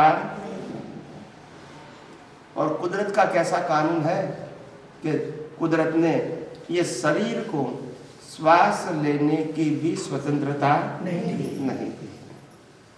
क्योंकि ये तो मशीन है। मशीन के पास कोई फ्रीडम नहीं होती। जैसे कार है, वो भी मशीन है, फ्रीडम है। टीवी है, फ्रीडम। मोबाइल है, फ्रीडम नहीं। इनको ऑपरेट करना पड़ता है, मशीन है इसीलिए। वो स्वयं कुछ कर सकता है नहीं। ऐसे ये भी स्वयं कुछ नहीं कर सकता है। इसीलिए अनंत ज्ञानी भगवंतों ने यही बताया, किसी व्यक्ति का मन वचन काया दोषित नहीं हो सकता है। क्या बताया? दोषित नहीं हो सकता है। क्यों नहीं हो सकता है? क्योंकि उनके पास क्रिया करने की स्वतंत्रता नहीं है। तो फिर लाखों लोग एक दूसरे को दोषित क्यों देखते हैं? क्योंकि वो ही अज्ञान दृष्टि, वो ही अज्ञान दृष्टि। समझ में आया ना? इसीलिए अज्ञान है तो संसार है, संसार है तो अज्ञान है, वो जरूरी, मगर अज्ञान है तो संसार है ही। और इसीलिए ज्ञानी भगवंत फरमाते हैं, हम संसार में रहते हैं, वो गलती नहीं है, वो कर्म सत्ता के अधीन जन्म लेना पड़ता है, मगर हमारे में संसार नहीं होना चाहिए। क्या बताया? हम संसार में भले रहेंगे, सभी महापुरुष संसार में ही पैदा हुए थे, मगर उसके अंदर संसार नहीं था, उसीलिए मुक्ति पाई। या सुन लो, अंदर संसार होना नहीं चाहिए। बाहर तो संजोगे क्या करोगे? आपके हाथ में भी नहीं, तो बाहर का संजोग बंधन करता नहीं है। वो तो रामकृष्ण मावी को भी था। अंदर का संसार बंधन करता है, और वो अज्ञान है। और वो अज्ञान का दूसरा नाम है मिथ्या ज्ञान और मिथ्या दर्शन। जिसी से कर्म बनते हैं और वही कर्म से जन्म मरण होता है और चारों गति की भुगतान है। इतना सरल, सहज, सुगम ये विज्ञान है। कई सालों से किसी ने भी ये नहीं कहा। हालांकि शास्त्र ज्ञानी तो बहुत हो चुके हैं और आज भी है, मगर अनुभव ज्ञान कहां से लाएंगे? शास्त्र ज्ञान वाले तो बहुत है, जिसको हम पंडित कहते हैं, जिसकी सभा में हजारों लाखों लोग जाते भी हैं, आप समझे ना? मगर अनुभव कहां से लाएगा? तो कीमत होती है अनुभव की। एक सुने या लाख सुने, कीमत संख्या की नहीं होती है। आप समझे? कृष्ण भगवान के निमित्त से अर्जुन ही मुक्त में गया है, तो क्या वो कमजोर थे? और राम के माध्यम से तो कोई नहीं गया, तो क्या वो अज्ञानी थे? नहीं। किसी को मोक्ष का मार्ग मिलना न मिलना वो उनके हाथ में भी, अगर जैसा कर्म लाएगा वैसा ही कुदरत उनको संजोग देगा। इसीलिए ज्ञानी पुरुष ज्ञान से परिपूर्ण होते, संजोग तो उनका भी हमारे जैसा ही कर्मों का फल होता है। और इसलिए वो भी समर्थ होते हुए भी मन वचन काया से कुछ भी करने में स्वतंत्र नहीं है। श्रीमद जी भी सिर्फ 3 जनों को मतलब ज्ञान भाई दे सके। भाई उन्होंने खुद ने कहा है ना, प्रभु श्री और वो ब्रह्मचारी जी, बाकी तो अभी सब रिचुअल इसमें फॉर्मेट में आ गए। वही, और क्या करेंगे, और कोई रास्ता भी नहीं होता है ना। आम आदमी के लिए जो अनुभवी पुरुष की बात अगर नहीं मिलती है या तो नहीं समझ में आती है, तो फिर तो उनके पास फॉर्मेट ही रास्ता है और कोई रास्ता नहीं। तो इसीलिए हमने ये कहा कि ये ज्ञान आपके अंदर जो सामर्थ्य है, आपके अंदर जो शाश्वत शक्ति है, आपके अंदर जो शाश्वत क्वालिटी है और आपका परमानेंट एग्जिस्टेंस है, वो अनुभव करने के लिए, पाने के लिए नहीं है, इसका अनुभव करने के लिए विज्ञान है।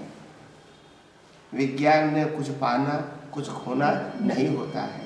विज्ञान में तो ये समझना है कि मैं क्या हूँ और मेरा क्या है और मैं कहाँ नहीं हूँ और मेरा क्या नहीं है, इतना ही समझो। और जो मैं और मेरा नहीं है उसमें कुछ भी डीप में जाने की जरूरत नहीं है। और जितने उसमें डीप में जाओगे इतना फंस जाओगे। मगर आज तक किसी ने ऐसा नहीं कहा। सब लोग प्रकृति के अंदर ही डीप में जाने की बात करेंगे, यस और नो, और क्या करेंगे। मगर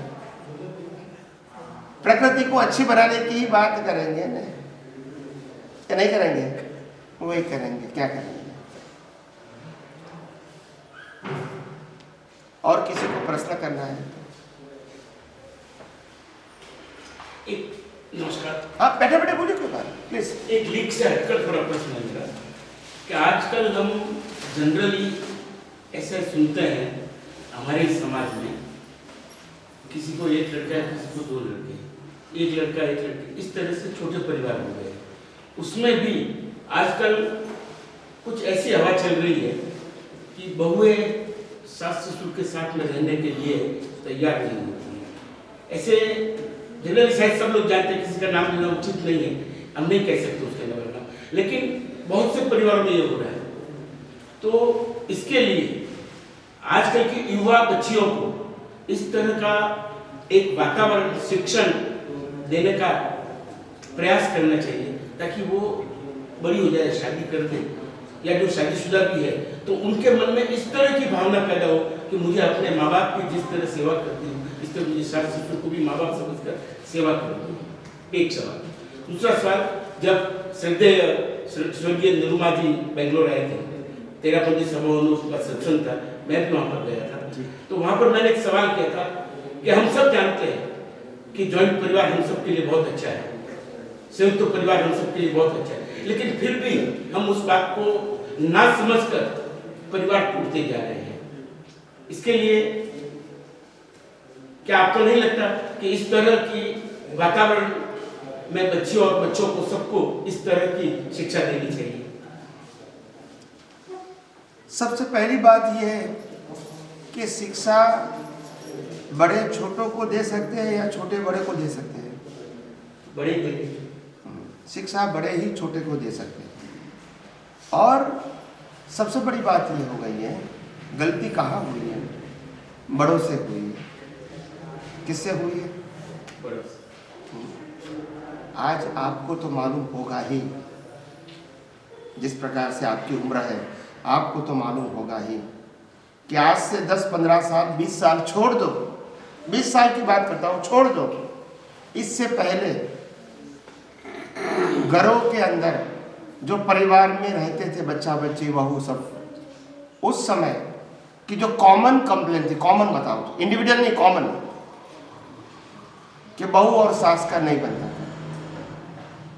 ये हिस्ट्री है, ये वन फैमिली की बात नहीं करता हूँ, जनरल इनका ये रिएक्शन है। रिएक्शन समझते हैं ना? रिएक्शन समझते हैं ना?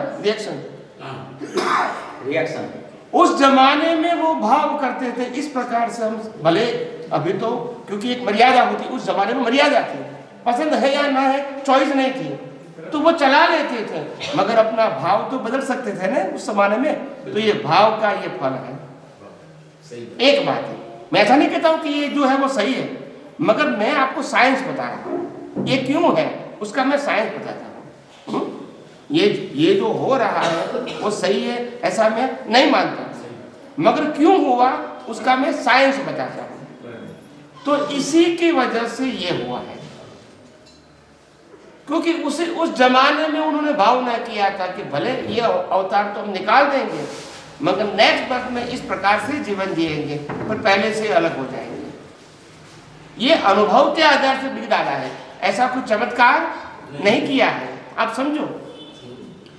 इसके बाद अभी की बात करता हूँ, वर्तमान में जिस प्रकार की परिस्थिति आपने बताई है कि माँ बाप को बच्चे या बहू रखने के लिए तैयार नहीं है और इसके लिए उसको अलग रहना पड़ता है, या तो उनको घरडाघर में रखते हैं, या तो अभी घरडाघर प्रोफेशनल भी निकले हैं, इसको हम घरडाघर नहीं करेंगे, नहीं कहेंगे, मगर क्या कहेंगे, वो 25,000 रुपये महीने देंगे तो माँ बाप को अच्छी तरह रखेंगे, टीवी बीवी दिखाएंगे, न्यूज़पेपर पढ़ेंगे, खाना खाएंगे, उसका हाथ पाँव दबाने वाला मिलेगा, दवा देने वाला मिलेगा, उनकी देखभाल करने वाला मिलेगा, धर्मों के स्थान पर ले जाने वाला मिलेगा, क्योंकि पैसा देते हैं आप, तो हाई क्वालिटी का है, उसको ऐसे गरीब का नहीं कहेंगे घरडाघर को, मगर ऐसा भी निकला हुआ है। क्योंकि परिवार में जब उम्र वाले होते हैं उनको जीवंत व्यक्ति की हूंफ चाहिए। क्या चाहिए? अभी बच्चा कहता है तुमको लाख चाहिए तो लाख दे देंगे, मगर आपके साथ नहीं रहेंगे, ये परिस्थिति है। प्रश्न पैसे का नहीं है, तो फिर ऐसे खुलते हैं, आप समझिए, ऐसे वातावरण में कि चलो आपको जहाँ सुविधा लगे तो वहाँ कम से कम रोज आपके जैसे लोगों को मिलते रहेंगे, बातचीत करते रहेंगे, आपकी बर्थडे सेलिब्रेट करते रहेंगे, आपकी मैरिज एनिवर्सरी सेलिब्रेट करते रहेंगे, धार्मिक फंक्शन करते रहेंगे या फेस्टिवल मनाते रहेंगे, मगर कम से कम साथ में तो रहेंगे एज अ ह्यूमन। तो ये कॉन्सेप्ट आया है। मैं आपको ये कहना चाहता हूँ, ये समय की मांग है। क्या है? सही गलत वो नहीं है, समय की मांग है। और इसीलिए मैं कहता हूं वर्तमान समय में जो अच्छा है वो होता है, कम से कम लोगों में इंसानियत बनी रहती है, वो भी अच्छा है। मैं ये कहना चाहता हूं, परिस्थिति ऐसी है और किसी को गलत भी कहेंगे तो वो सही नहीं है, गलत भी सही। आप समझे ना। हम उस जमाने में कल्चर था कि बहू कभी सामने से भी वो क्रॉस नहीं होती थी और बोलने की तो बात ही नहीं थी। यस और नो? बिल्कुल सही बात। और आज बहू कहती है मैं बोलने ही नहीं दूंगी तुमको, बोलने की बात तो छोड़ दो। नहीं समझ में आया? तुम्हारे पास ज्ञान क्या है? हम तो नौकरी करते हैं, पैसा कमाते हैं, घर चलाते हैं, तुम तो घर में खाना ही पकाते हो। तो ऐसा भी होता है ना। ये समय की मांग है, ये सही है गलत है वो मैं नहीं कहता हूँ, उसमें टिप्पणी नहीं करता हूँ, मगर ये coming event cast their shadows before, जो पहले शरीरों को था उसमें जो लोगों ने भाव कर दिया, इसका क्या है? ये रिजल्ट है। मानो या न मानो स्वीकार करना पड़ेगा। नहीं होता है, परिवार अच्छा है तो अच्छी बात है, वो कोई गलत नहीं है, मगर मेजॉरिटी ऐसा ही होगा। और जो लोग बड़े बड़े परिवार में रहते हैं, समझो मेरी बात, बड़े बड़े परिवार में रहते हैं, साथ में 5, 10, 15, 20 लोग साथ में रहते हैं, इसको भी अगर पर्सनली पूछा जाए पर्सनली, तो वो भी इच्छुक होते हैं। इच्छुक समझते हैं? मर्यादा से रहते हैं, वो अच्छी बात है। यानी ये सोच बन गई। मेरा कहने का मतलब कोई करे या ना करे अलग बात है, मगर ये सोच बन गई। तो पहले जमाने में ये सोच थी, नहीं हम परिवार से तो जुदा कैसे हो सकते, ये सोच अभी रही नहीं है। साथ में रहते तो भी नहीं रही है। तो ये माहौल हो चुका है। क्या है? और दूसरी बात, ये कलयुग है। क्या है? और कलयुग गिर रहा है। ऐसा नहीं होता है, ऐसा होता है। तो इसीलिए जो भी परिस्थिति में इसमें अच्छाइयाँ क्या है वो लेकर आगे चलता है। बुराइयां देखने की कोशिश मत करो, ये सतयुग नहीं है। आप समझे? सतयुग नहीं है। और सतयुग की तरह आप सोचोगे तो वो पॉसिबल भी नहीं। आप समझे। और दूसरी बात ये होती है कि आज ज्ञान और लक्ष्मी, इसमें सतयुग में ज्ञान पावरफुल होता है, कलयुग में लक्ष्मी। समझ में आ गया? तो पावर लड़के का ही चलेगा, पिता का नहीं चलेगा। उनके पास ज्ञान है, उनके पास लक्ष्मी है। यह फैक्ट है, मानो या ना मानो। लक्ष्मीचंद को सब कुछ है, रायचंद को कोई नहीं पूछता। ये वास्तविकता है। अभी इसको मना करोगे तो मतलब क्या है? कोई और कोई रास्ता आपके पास नहीं है। मैं ये परिस्थिति को सही है ऐसा नहीं मानता हूँ, मगर ये कलयुग का प्रभाव है, तो इसमें हम क्या कर सकते हैं? ये कोई चमत्कार की बात है नहीं। ये हवा ऐसे ही है। आप समझे। और इसीलिए मैंने कहा कि ये कलयुग के अंदर और कलयुग लाने का रिवॉल्यूशन जल्दी आएगा, ऊपर उठने का रिवॉल्यूशन जल्दी नहीं आएगा, क्योंकि लोगों का मन कहो, दिमाग कहो, सोच कहो, दिन ब दिन गिरती जा रही है। इसमें बहुत अच्छाइयाँ ढूंढने की कोशिश मत करो, मगर हाँ, अगर कोई व्यक्ति अच्छा है तो इनको सपोर्ट करो, ताकि वो अच्छाइयाँ जिंदी रहे।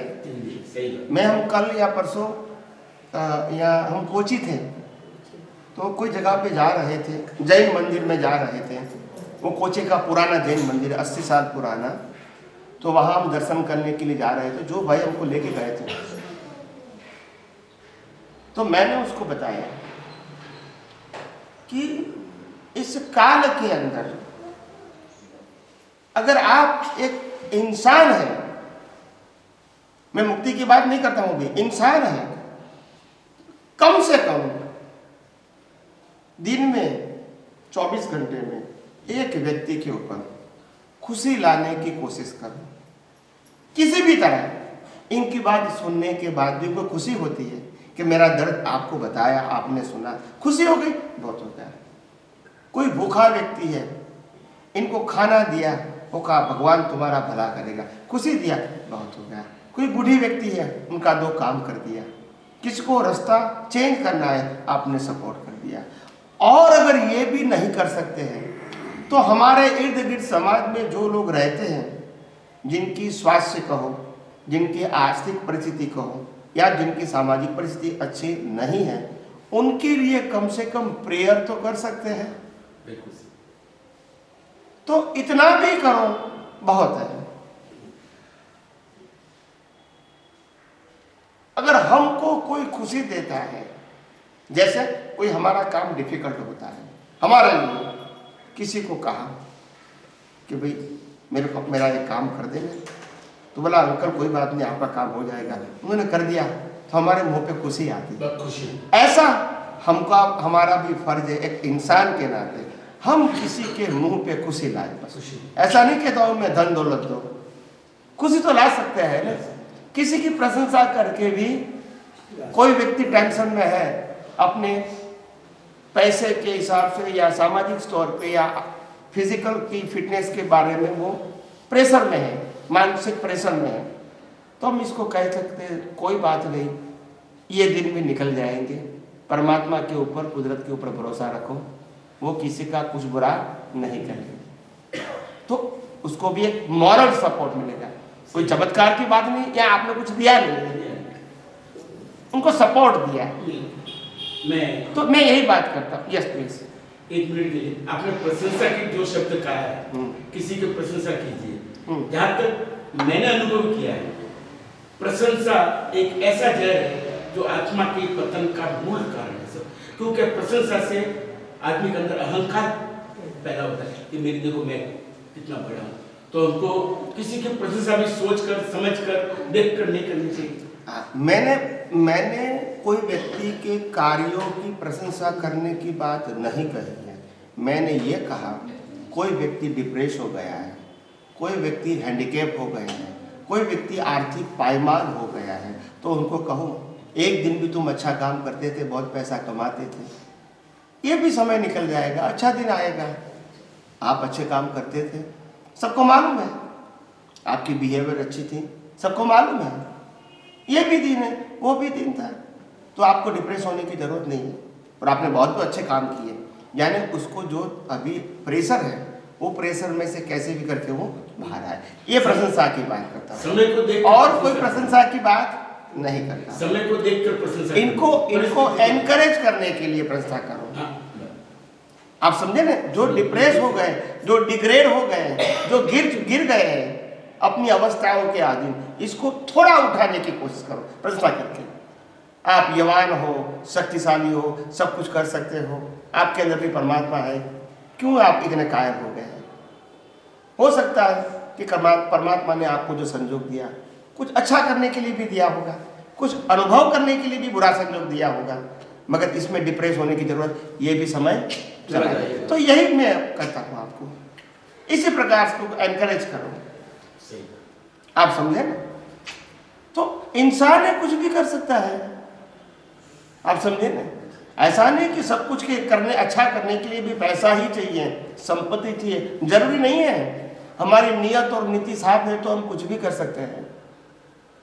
आप समझे ना? कम से कम किसी व्यक्ति के लिए अच्छी भावना तो कर ही सकते हैं। अगर हमारा दुश्मन है, दुश्मन यानी जिसने हमारा बुरा किया है, अगर उसका वक्त भी बुरा चलता है तो कम से कम एक इंसानियत के नाते और इंसान के नाते हम उसके लिए प्रार्थना तो कर सकते हैं। और यही इंसान की ग्रेटनेस होती है।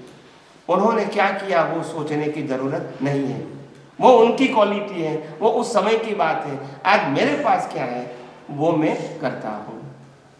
हमको उनसे कंपैरिजन करने की जरूरत नहीं है। एक व्यक्ति ने हमारा पॉकेट काट दिया है, 6-12 महीने के बाद मालूम हुआ कि व्यक्ति ने ही पॉकेट काटा है, और 2-3 साल के बाद उन्हीं का एक्सीडेंट हुआ। हमने उसको रास्ते में देखा है, हमारा फर्ज है उसको हॉस्पिटल में ले जाए। बस उन्होंने क्या किया वो उनकी बात छोड़ दो, हमको क्या करना है एज अ ह्यूमन हम करेंगे। कंपैरिजन करने की जरूरत नहीं है। यस और नो?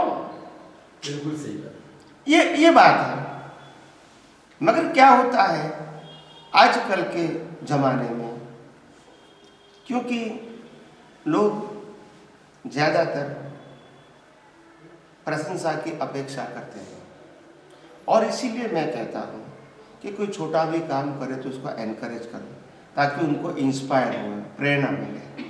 अगर एक बच्चे ने हमको कोई छोटी सी दुकान में से ला दिया, बेटा बहुत अच्छा काम किया, धन्यवाद, ऐसे ही काम करते रहना, इसको इंस्पायर मिला है। मगर वो काम करके आएंगे, पैसा आपने ले लिया, चीज़ ले लिया, कुछ करेंगे ही नहीं, तो बोला ये भी के चाचा कैसा है, मैंने धक्का खाया, कुछ बताया ही नहीं, तो उसको इंस्पायर नहीं हो गए और कुछ काम करने का मन। इसीलिए वहां प्रशंसा करो। You understand my point? मैं इस जगह पर बताता हूँ। ऐसे कोई लाखों रुपए का दान करता है तो वो प्रशंसा करने वाले तो बहुत है, हमको उसमें पढ़ने की जरूरत नहीं है। ऐसे छोटे व्यक्तियों को उठाने की कोशिश करो।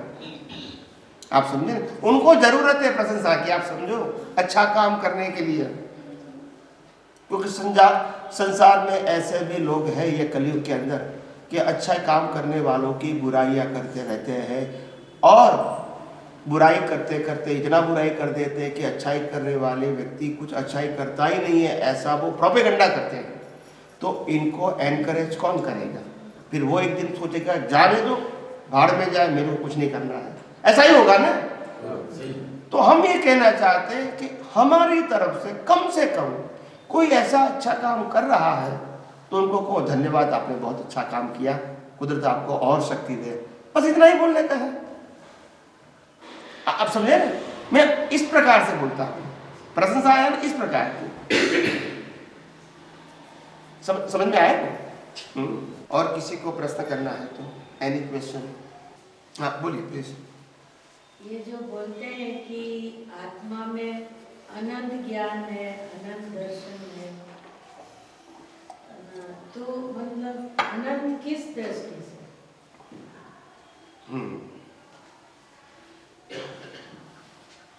एग्जाम्पल, अगर ये मन वचन काया के माध्यम से जन्म से मौत तक एज अ एग्जाम्पल 1 करोड़ प्रकार के कर्मों के, अलग अलग प्रकार के कर्मों की भुगतान हम करते हैं। एग्जाम्पल देता हूँ, 1 करोड़ है कि 10 करोड़ है उसका इंपॉर्टेंट नहीं है, आप समझे? 1 करोड़ कर्म के सफरिंग हम मन वचन काया के माध्यम से करते हैं। तो हम ऐसा समझ सकते हैं कि ये मन वचन काया के पास 1 करोड़ कर्मों की भुगतान करने की क्षमता है। यस और नो? वहां तक वो जिंदा रहेगा और जैसे करोड़ खत्म हो जाएगा इसको जला दिया जाएगा। तो ये उनके पास 1 करोड़ अलग अलग प्रकार के कर्म मन वचन काया से भुगतान करने की क्षमता है।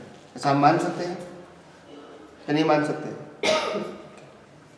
ऐसे यहां तो अमाउंट की बात आई, मगर आत्मा अनंत शक्ति वाला है, क्योंकि एकेंद्रिय से पंचेंद्रिय तक और मनुष्य भाव में आने के बाद भी पशु योनि, देवलोक, नरकलोक में अनंत बार घूमने के बाद भी उनके ज्ञान दर्शन कभी खंडित नहीं होता है।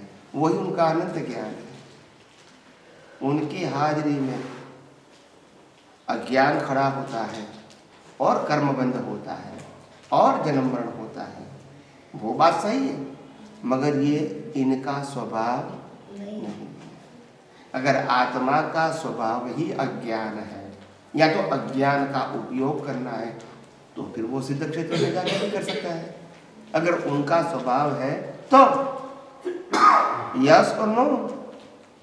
प्रश्न ये नहीं है कि आत्मा में शक्ति क्या है, प्रश्न ये है कि आत्मा की हाजिरी में आपके अहंकार के पास क्या शक्ति है।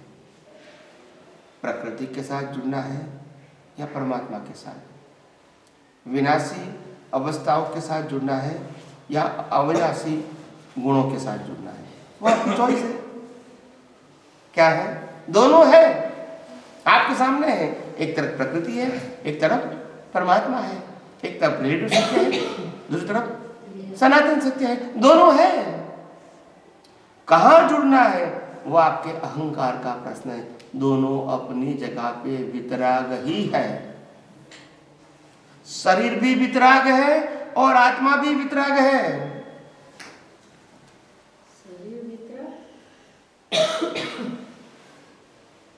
आपने बहुत बार सुना शरीर प्लेयर है इसीलिए वितराग है। प्लेयर के पास चॉइस नहीं होती है राग द्वेष करने की, यस और नो। टीवी के पास राग द्वेष करने की चॉइस नहीं है। ये भी प्लेयर है, उनके पास राग द्वेष करने की चॉइस नहीं है, तो वो वितराग है, यस और नो। और आत्मा तो वितराग, तो वितराग कौन नहीं है? लाइव ईगो, जो बार बार प्रकृति के साथ जुड़ जाता है। समझ में आया?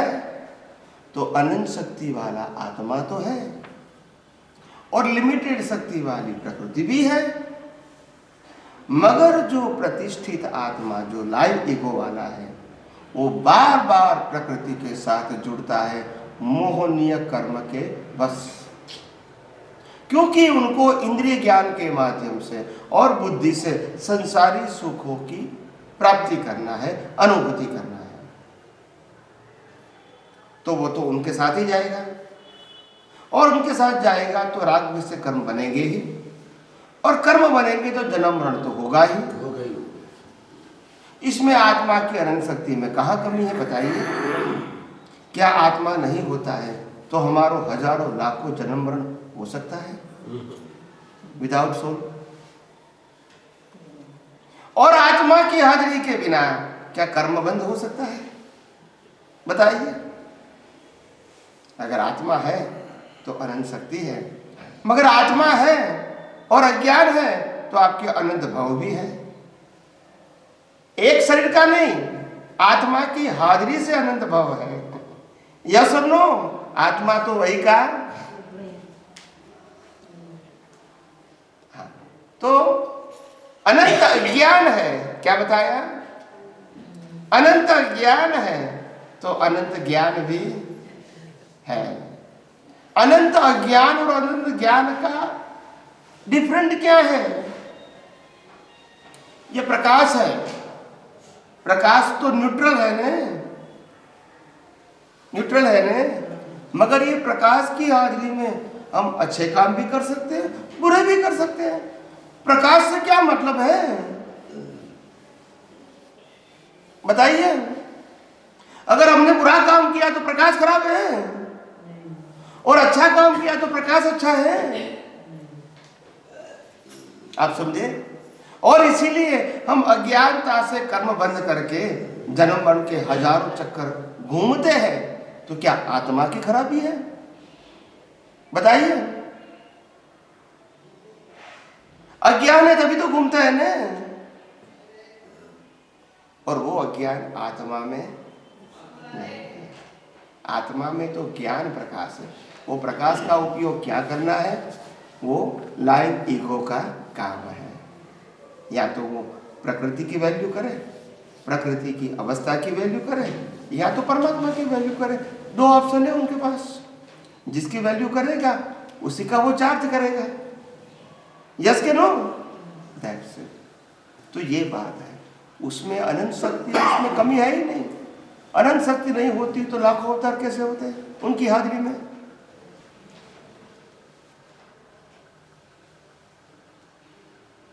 अगर अविनाशी नहीं होता तो अनंत ज्ञान भी कैसे होगा?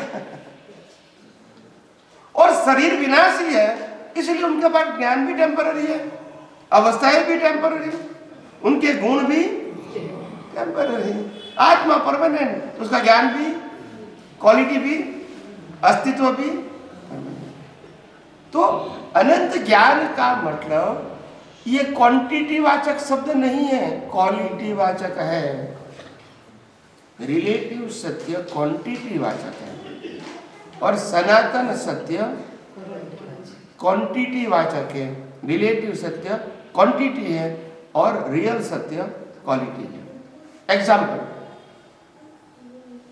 जैसे पहले कैमरा आता था कोडक का, पिक्चर देने का, उसमें रोल होता है 18, 24, 36, जो भी 42 जो भी आता था रोल। तो उसमें आप क्लिक करोगे तो जो उनकी कैपेसिटी है, इतने फोटो के बाद वो रोल क्या हो जाएगा? क्लोज हो जाएगा। फिर आप फोटो नहीं ले सकते थे। करेक्ट?